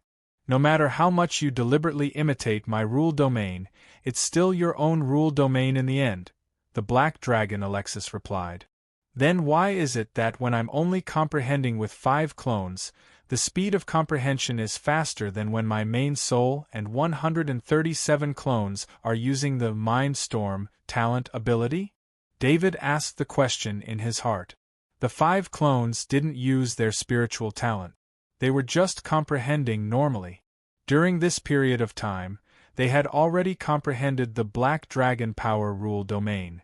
David's main body was constantly using the Mind Storm skill, but the effect wasn't as good as the 5 clones' comprehension. This shouldn't be. It's just that the speed rule is a little difficult to comprehend, but the strength rule should also have some progress. The Black Dragon Alexis said in confusion. Because of the master-servant contract and the fact that they had gone through life and death together, David had a lot of trust in the Black Dragon Alexis. All of David's talent abilities and his own cultivation experience were shared with the Black Dragon Alexis. During David's cultivation journey, although he had teachers, whether it was Master Galen in the early days or the teachers of the First College of Iridia later on, they didn't really give him much guidance. Especially when his strength increased too quickly, the teachers couldn't keep up with his progress very quickly. Even after coming to the great world of God, David didn't have a good teacher. The appearance of the Black Dragon Alexis, to a certain extent, replaced the role of a teacher. However, the Black Dragon Alexis didn't have any experience with the basic rules. It could only provide some opinions from the height of a god. Could it be related to the Emperor's inheritance pattern? I have a feeling that the Titan Golden Emperor I fought against was extremely crude in its use of power. This doesn't match its god-level strength at all. The Black Dragon Alexis guessed. The Black Dragon Alexis's guess wasn't groundless. When it fought against the Titan Golden Emperor, it realized that the Titan Golden Emperor was completely using its own body and didn't really use its divine power. The Titan Golden Emperor was different from the Black Dragon Alexis. The Black Dragon Alexis didn't become a god through faith, but through strengthening its body. The Titan Golden Emperor, on the other hand, was using both methods at the same time. While strengthening its body, it was also absorbing the power of faith to form divine power. However, it was obvious that the Titan Golden Emperor's use of divine power was reserved for strengthening its body.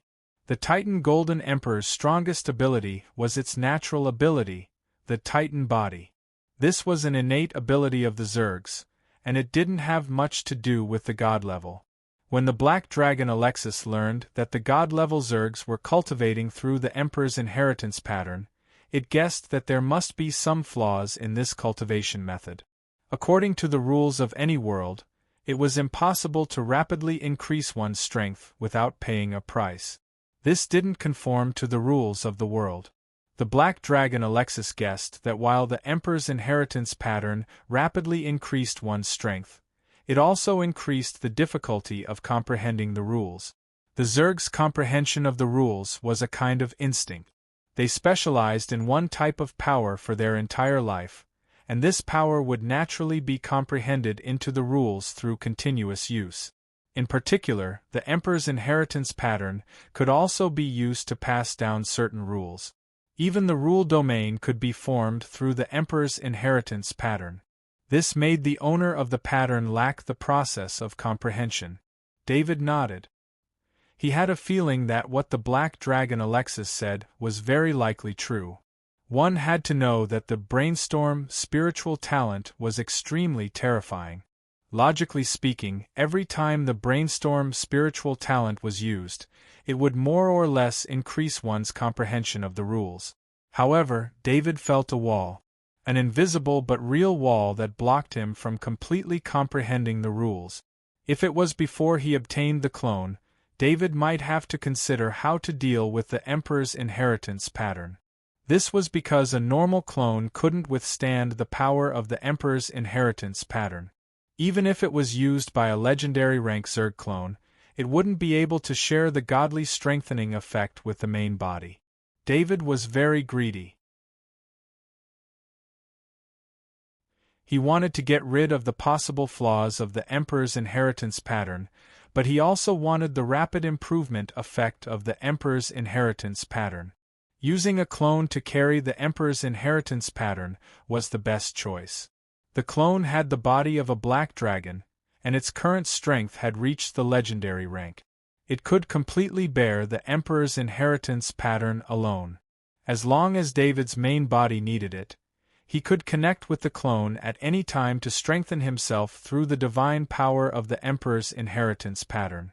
Most importantly, the clone had already comprehended the Black Dragon Force rule domain. If it continued to comprehend the Black Dragon Force rule domain, there were still 4 clones that could continue to do so and share their comprehensions with the clone. David summoned a clone and had the Black Dragon Alexis stand guard at the side. He didn't want any accidents to happen to the Emperor's inheritance pattern during the transfer process. With the Black Dragon Alexis protecting him, his safety was guaranteed. David's mind entered the small world of his soul space and carefully transferred the Emperor's inheritance pattern from the small world to the clone through the soul connection between him and the clone. Just as the Emperor's inheritance pattern left the small world of his soul space, he felt a sudden tremor in his soul space. After that, the feeling of being surrounded by faith disappeared by more than half, which made him feel relaxed. David knew that the faith that disappeared was provided by the Zergs in the chaotic star field. Although the chaotic star field had been taken back, there were still traces of the Zergs in every corner of the chaotic star field. It would take far too long to completely clean up the chaotic star field, and the Zergs that were scattered in the chaotic star field were all very low level. Their value determined the strength of the Zergs hunting them. Perhaps even a level 4 Sky Knight wouldn't be interested in hunting Zergs in the chaotic star field, and a level 3 Earth Knight wouldn't have the ability to fight in space. They would have to wait for the Shrines or the Supreme Council to release a mission to clean up the chaotic star field. The Emperor's inheritance pattern was transferred into the clone's soul. David's main soul carefully took back the mark of ownership from the Emperor's inheritance pattern and controlled the clone's soul to recognize the Emperor's inheritance pattern as its master. There were no problems during the whole process, and the transfer of the Emperor's inheritance pattern was not as troublesome as expected. After David's main body lost the Emperor's inheritance pattern, the feeling of having to suppress his strength at all times also disappeared. He didn't have to worry about accidentally becoming a demigod anymore. The moment he took back the mark of ownership from the Emperor's inheritance pattern, he felt his mind clear up. Somehow, David had a feeling that the wall in front of him had disappeared. He would definitely be able to understand the deeper level of the rule of strength and rule of speed.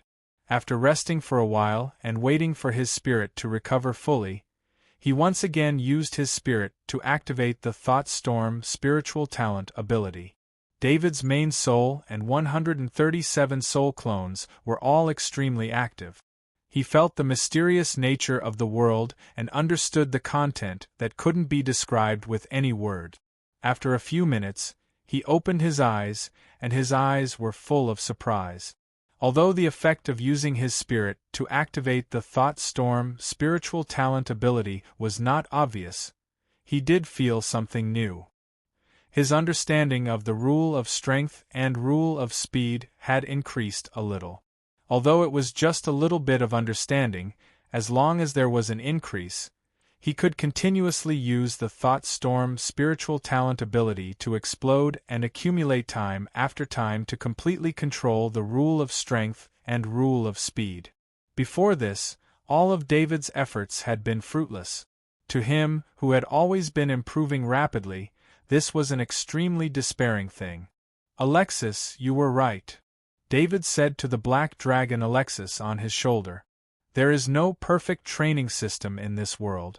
The Emperor's inheritance pattern has already subverted this point in many ways, but it still restricts the expansion of the rules of the bug tribe.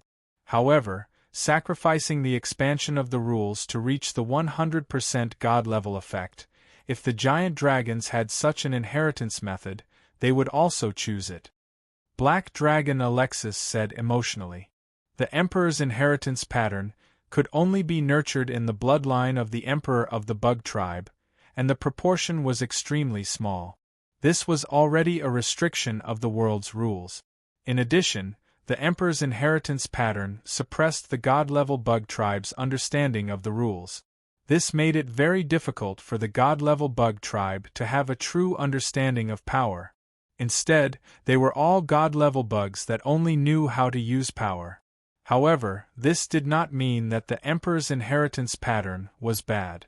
No matter what kind of crisis the Bug Tribe world faced, as long as the bloodline was not broken, there was a chance for a God-level Bug Tribe to rise again. Every God-level Bug Tribe God-level was a dual cultivator with a godly body and faith. Their lifespan was almost unlimited, and they could keep accumulating God-level bugs, making the Bug Tribe stronger.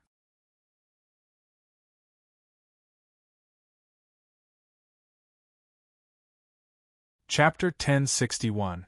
Finally, he had a month without any disturbances.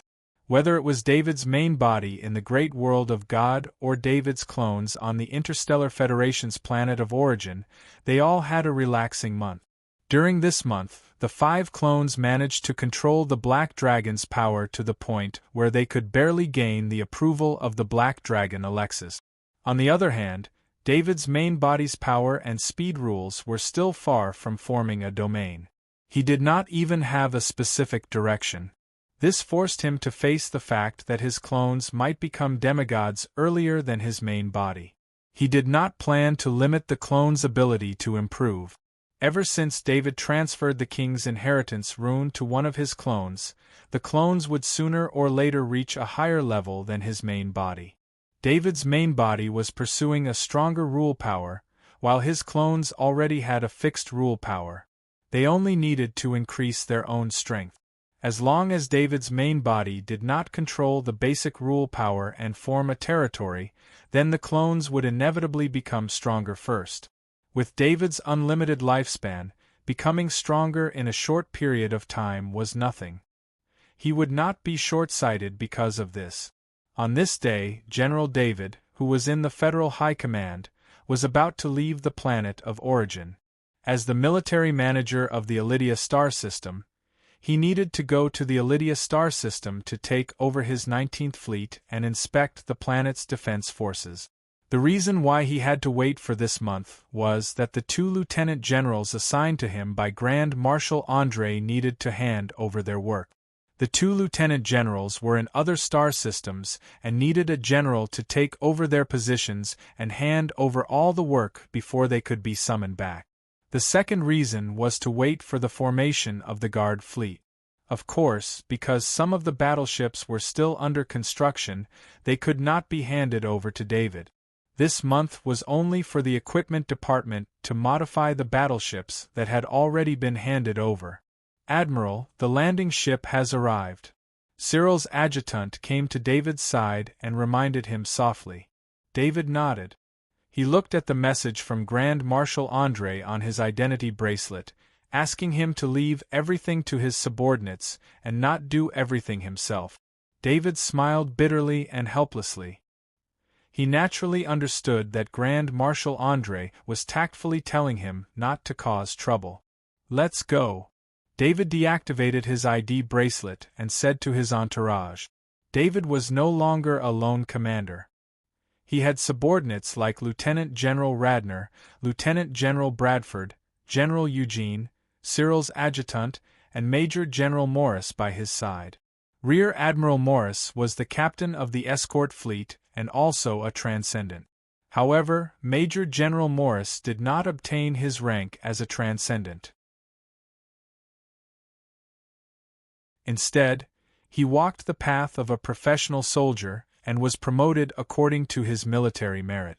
This was a very capable commander. Grand Marshal André had personally sent him over. The group arrived at the landing pad of the Federal High Command. A military landing ship had already opened its hatch and was waiting for them. Colonel Eugene, send me the information on the Iridia sector. David ordered Colonel Eugene as soon as he sat down. Colonel Eugene had given him a month to prepare the information he needed. He had done a lot of research on the Iridia star sector. Colonel Eugene knew what David valued the most, so he had put some of the information first. Therefore, David saw Emma's message as soon as he turned on the screen. Emma had already returned to Lunka. To be honest, David had been in the Interstellar Federation for so long. No matter how busy he was, he could have gone to see Emma. However, he did not do so because this body was not his original body. He did not want to use a clone to see Emma. Admiral, the escort fleet is in front. Major General Morris reminded David softly when he was looking at the information. David looked out of the porthole. 120 huge battleships were neatly lined up in space. Compared to the battleships he had seen before, the biggest difference between these 120 battleships was their main cannons. Due to the modification of the Super Star Destroyer cannon, the previous battleships could not hide their main cannons because the Super Star Destroyer cannon was too big. The Super Star Destroyer cannon was almost the same length as the ship, making the battleships full of offensive power. Of course, the Super Star Destroyer cannon was only one of the battleship's offensive capabilities. The reason why battleships were called the most powerful warships was because of the other cannons inside the ship. These 50 energy cannons were hidden on both sides of the battleship. If they were placed on other warships, they would be the main cannons, but on a battleship, they were only one of the many firepower. Battleships did not have anti-air cannons or defensive missiles. They were rarely even equipped with offensive missiles because they did not need them. The purpose of battleships is to destroy the enemy from a distance. In war, battleships are generally surrounded by a large number of warships, so they don't need to worry about defending against close-range enemies. Besides, with the defense of battleships, it is very difficult for ordinary warships to break through the defense of battleship. Any one of the cannons on a battleship can easily blow up other warships. Although there are only 120 battleships in front of them, Lieutenant General Radner and Lieutenant General Bradford, who have seen a lot of things, were dumbfounded. They were appointed by Grand Marshal André to be the deputies of General David. This is an extremely important position, and it is much more powerful than their previous positions. Due to the lack of time, they did not know much about General David's situation. They know that every admiral has his own fleet, but they did not expect it to be a battleship fleet. This is too extravagant. Minister Dalton is such a stingy person. How can he have such a big gift? The two lieutenant generals praised from two different perspectives. They and Minister Dalton were originally from Grand Marshal André's faction, so they had less scruples when talking about Dalton. There are still 80 ships under construction, and they will be delivered in about half a year. Look at the main cannon, do you recognize it? Hearing the two lieutenant generals praising the fleet, Major General Morris said proudly. Of course, Major General Morris was proud. The Guard fleet under his command only has 200 battleships, but they are actually 200 battleships modified with Super Star Destroyer cannons. The combat power of the Guard fleet is equivalent to 5 full fleets.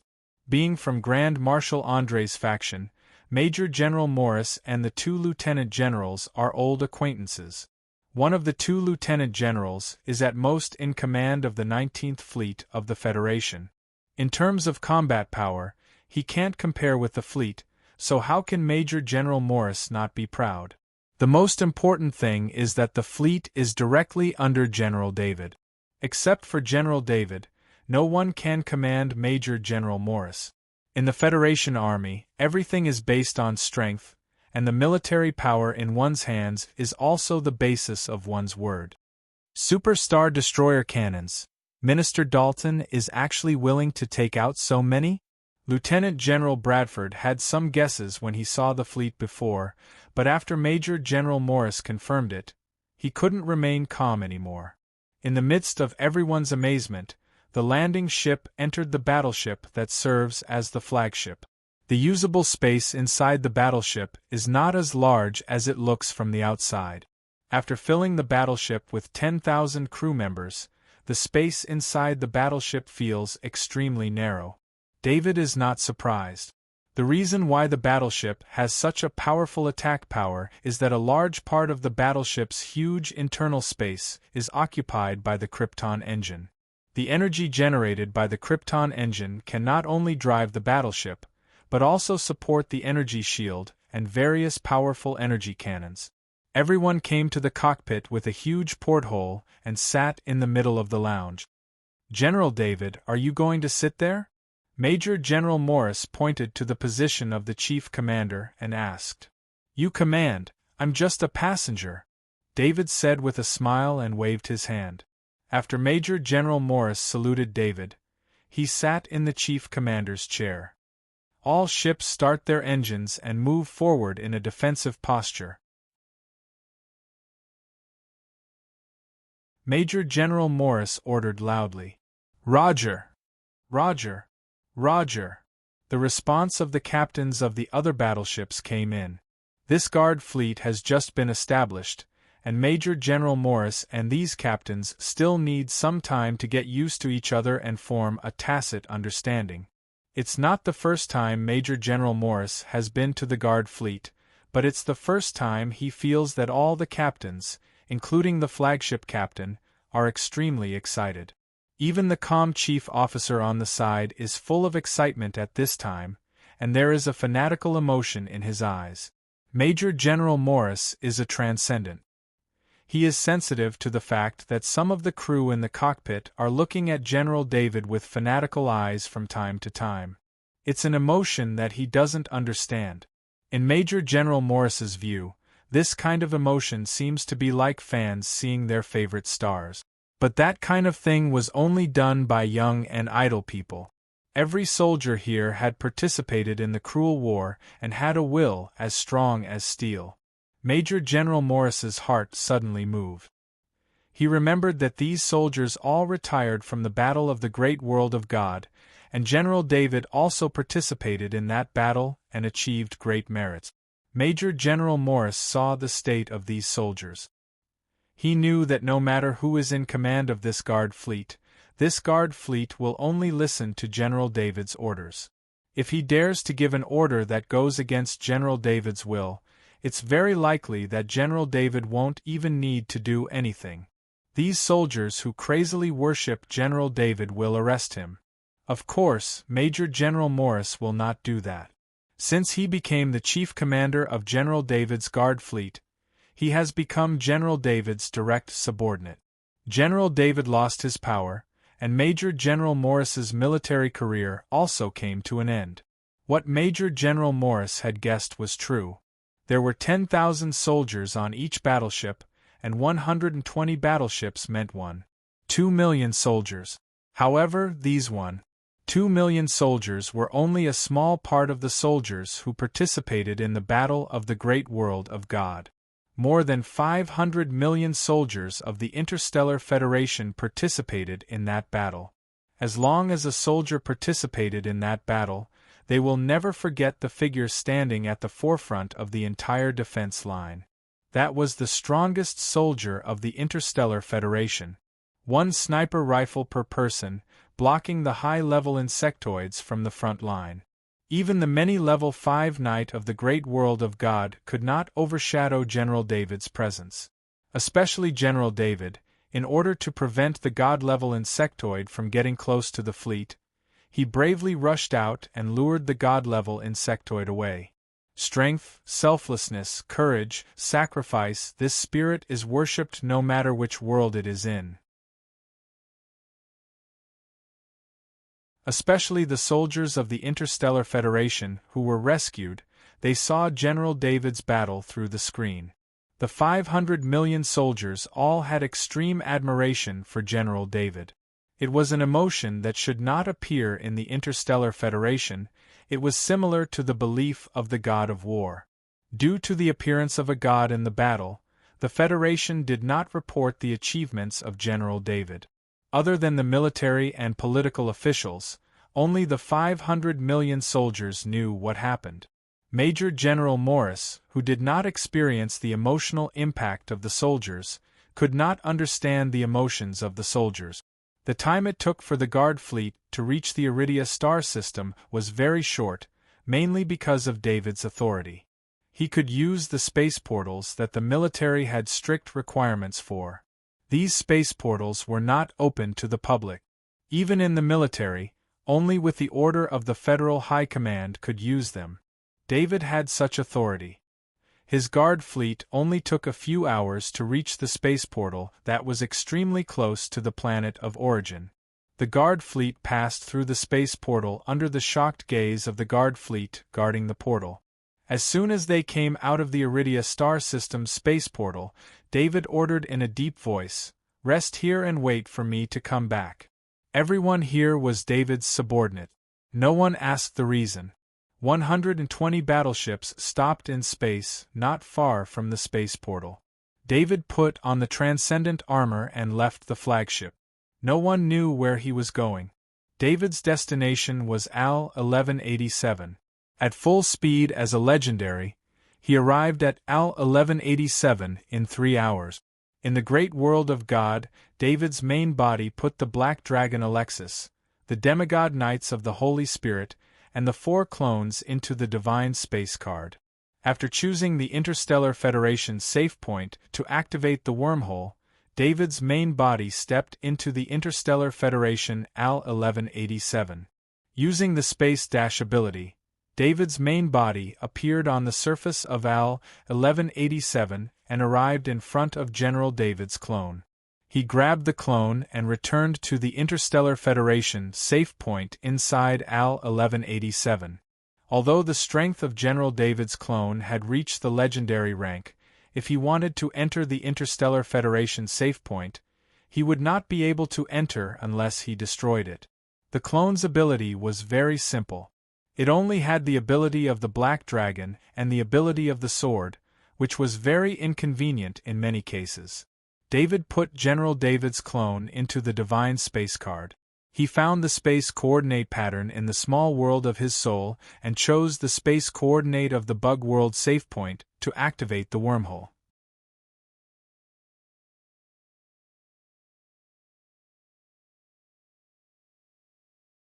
Chapter 1062. Stepping into the wormhole, David arrived at the Bug World. He had the Mind-Brain Worm King clone here, so he would know immediately if there were any abnormalities. There were no changes to the space crack. The Mind-Brain Worm King's mind barrier had a strong concealment effect, making the already safe space even safer. This time, David did not feel the gathering of the power of faith, as he was not affected by the King's inheritance pattern. On the other hand, the clone with the King's inheritance totem that was hidden in the Divine Artifact space card was not discovered by the power of faith when it came to the Bug Tribe world. David did not know if the God of Death, who made the Divine Artifact space card, had discovered this function, but he was very satisfied with its ability to deceive the rules of the world. He came here to increase the strength of the 5 clones. Releasing the 5 clones from the Divine Artifact space card, the clones with the King's inheritance pattern were surrounded by the power of faith as soon as they appeared. David quickly used the Divine Artifact Knight's battle sword to cut open the palms of the 5 clones and let them connect the wounds on their palms. They had the same genes and the same blood. The blood could flow in their bodies without any rejection. The Emperor's inheritance rune also flowed along with the blood, absorbing a large amount of power of faith and transforming it into divine power. It would take some time for the king's inheritance pattern to strengthen the 5 clones. Using this time, David's main body sat on the ground. He was prepared to use the different worlds to understand the rules of strength and the rules of speed. This was the suggestion given to him by the black dragon Alexis. No matter which world it was, as long as it was a complete world, it would have a complete set of basic rules. However, as the world was different, the basic rules would also be different. David might be able to understand more details of the basic rules by comparing the differences. The space crack quieted down, but the bug world was not. The sudden appearance of the sovereign's inheritance rune made many bug tribe deities unhappy. However, this time, they could not contact the Blade Mantis sovereign even if they wanted to. Somewhere in the void, the Titan Golden Emperor was grabbing a level 2 Zerg and stuffing it into its mouth. Normally, the Titan Golden Emperor would not even look at a level 2 insectoid, let alone treat it as food. When the Titan Golden Emperor wanted to eat food, it had to be at least a level 4 insectoid. However, things were different now. The Titan Golden Emperor was missing a leg and a tail. More importantly, a part of its golden armor was missing from the left side of its body. At the spot where the golden armor was missing, a long and narrow wound tore open the muscle tissue inside the body. If the Titan Golden Emperor had not forcefully used his muscles to suppress the wound, his internal organs would have been exposed. There was a strange energy pulsating around the wound, preventing it from healing. Even if the Titan Golden Emperor continuously used his divine power, he could not heal his wounds quickly. Although the Titan Golden Emperor could not heal his wounds with his divine power, he continued to use his divine power to cleanse the wound. He was slowly expelling the strange energy from the surface of the wound. The Titan Golden Emperor was already heavily injured, and after being chased for a long time, he was exhausted. He urgently needed food to replenish his body's need. In the past, he could use his divine power to maintain his body's needs, but his injuries had affected the effectiveness of his divine power. He could only absorb the energy in the food he ate. This level 2 insectoid was discovered by the Titan Golden Emperor along the way. He had no choice. Although this level 2 insectoid did not have much nutrition, it was better than nothing. The Titan Golden Emperor had never thought that he would be in such a sorry state. He hated the Blade Mantis Emperor deeply for causing all this. The Titan Golden Emperor entered the great world of God for the Blade Mantis Emperor. After being injured by the Federation's doomsday weapon and severely injured by the Black Dragon Alexis, he escaped back to the insectoid world. When the Titan Golden Emperor returned to the insectoid world, he thought of the possible situation he might encounter. In the insectoid world, if the strong were to be injured, it would give the weaker insectoids an opportunity to improve themselves. Almost none of the weaker insectoids would let go of the opportunity to improve themselves. Because of this, the Titan Golden Emperor did not even dare to return to his own race. There were many demigod insectoids in his race. If he dared to expose himself in front of the demigod insectoids, the demigod insectoids would definitely kill him to obtain the Emperor's inheritance pattern. The strong preyed on the weak. This was the way the insectoids passed on their inheritance. David and the Black Dragon Alexis did not expect that the Emperor's inheritance pattern in the insectoid world also contained the concept of the strong preying on the weak. When the insectoids with the Emperor's inheritance pattern were weak, the Emperor's inheritance pattern's concealment effect would allow the insectoids to grow quickly. However, when the insectoids with the Emperor's inheritance pattern became God tier, all insectoids would know that they had the Emperor's inheritance pattern. Under such circumstances, no matter what the reason was, if the God-tier insectoid was killed by another insectoid and had the Emperor's inheritance pattern stolen, it would be in line with the insectoid's concept of the strong preying on the weak. Of course, it would be very difficult to injure a God-tier insectoid. If the Titan Golden Emperor had not been so unlucky as to encounter the Black Dragon Alexis and David, who dared to attack a god-tier insectoid, even if it had been hit by the Doomsday weapon, the injuries it had suffered would have been enough for it to protect itself. At this time, the Titan Golden Emperor did not hate David and the Black Dragon Alexis. The Titan Golden Emperor had been injured in a direct battle, and both sides were enemies. The Titan Golden Emperor only hated the Blade Mantis Emperor. As soon as it returned to the insectoid world, it broke through space and left. However, the Blade Mantis Emperor soon chased after it. The Blade Mantis Emperor's blade was more effective at breaking through space, and without caring about the consumption of its divine power, it quickly tracked down the Titan Golden Emperor. Chase, fight, escape, chase again, fight again, flee again.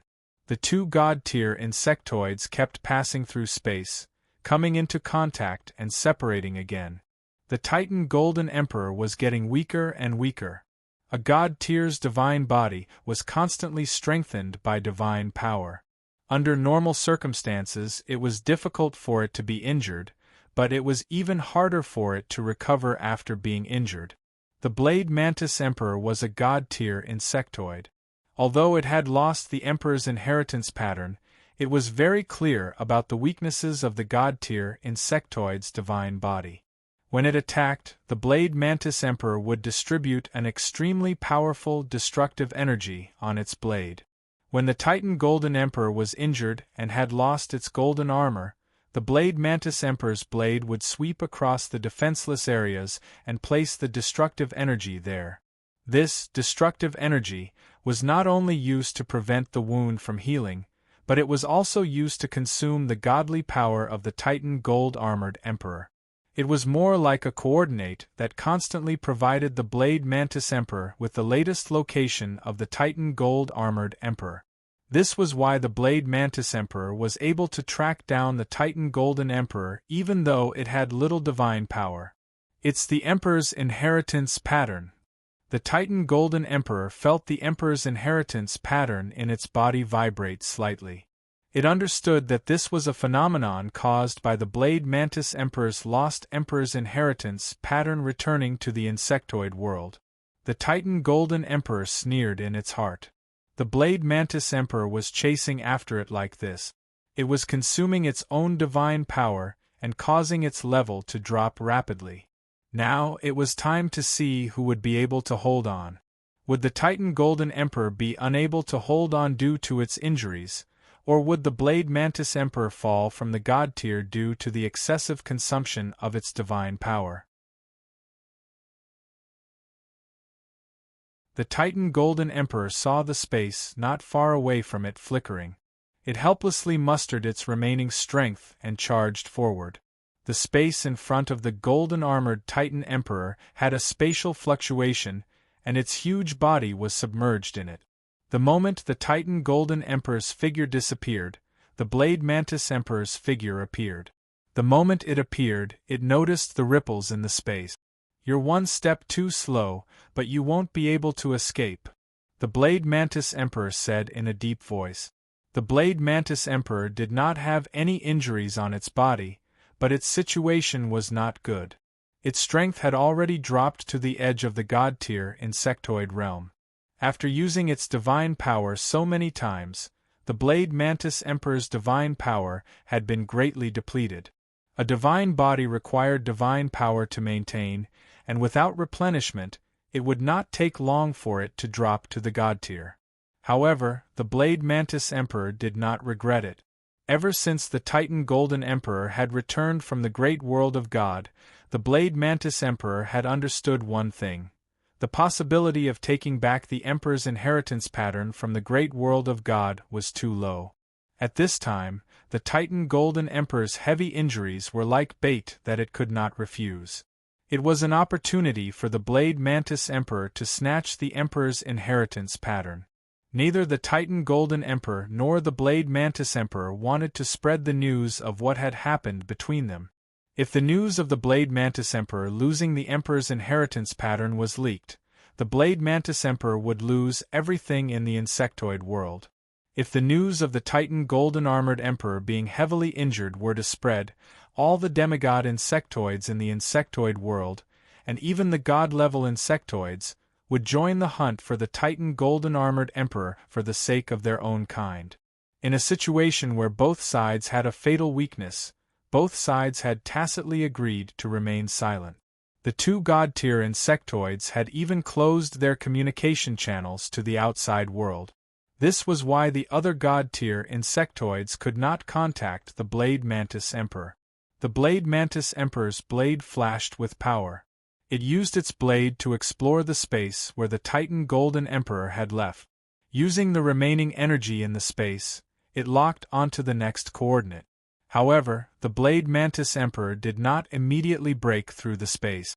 It needed to rest for a while and transfer some divine power from its divine body. This was extremely harmful to the divine body. Every time it did this, it would cause damage to the divine body. However, this was the only way to ensure that the divine power was maintained. After resting for a while, the Blade Mantis Emperor's divine body shook. Using this shake, divine power appeared on the blade. A golden light swept across the space, splitting it apart. The Blade Mantis Emperor disappeared into the space. Only the remnants of the level 2 insectoid fragments were left floating in the air.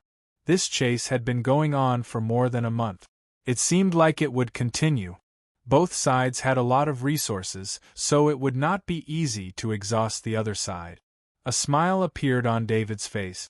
Comprehending the strength and speed rules in the insectoid world had allowed him to gain a deeper understanding of these two basic rules. This time, he did not use the brainstorm ability, but he had gained a lot.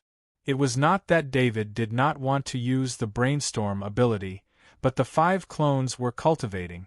Most of his attention had to be focused on them, so it was important to maintain his concentration. Anyway, there would be plenty of opportunities in the future. Without the restriction of the Emperor's inheritance rune, David did not need to worry about his strength being forcefully increased in the insectoid world. Therefore, he could return to the insectoid world through the wormhole from anywhere in the great world of God or the Interstellar Federation.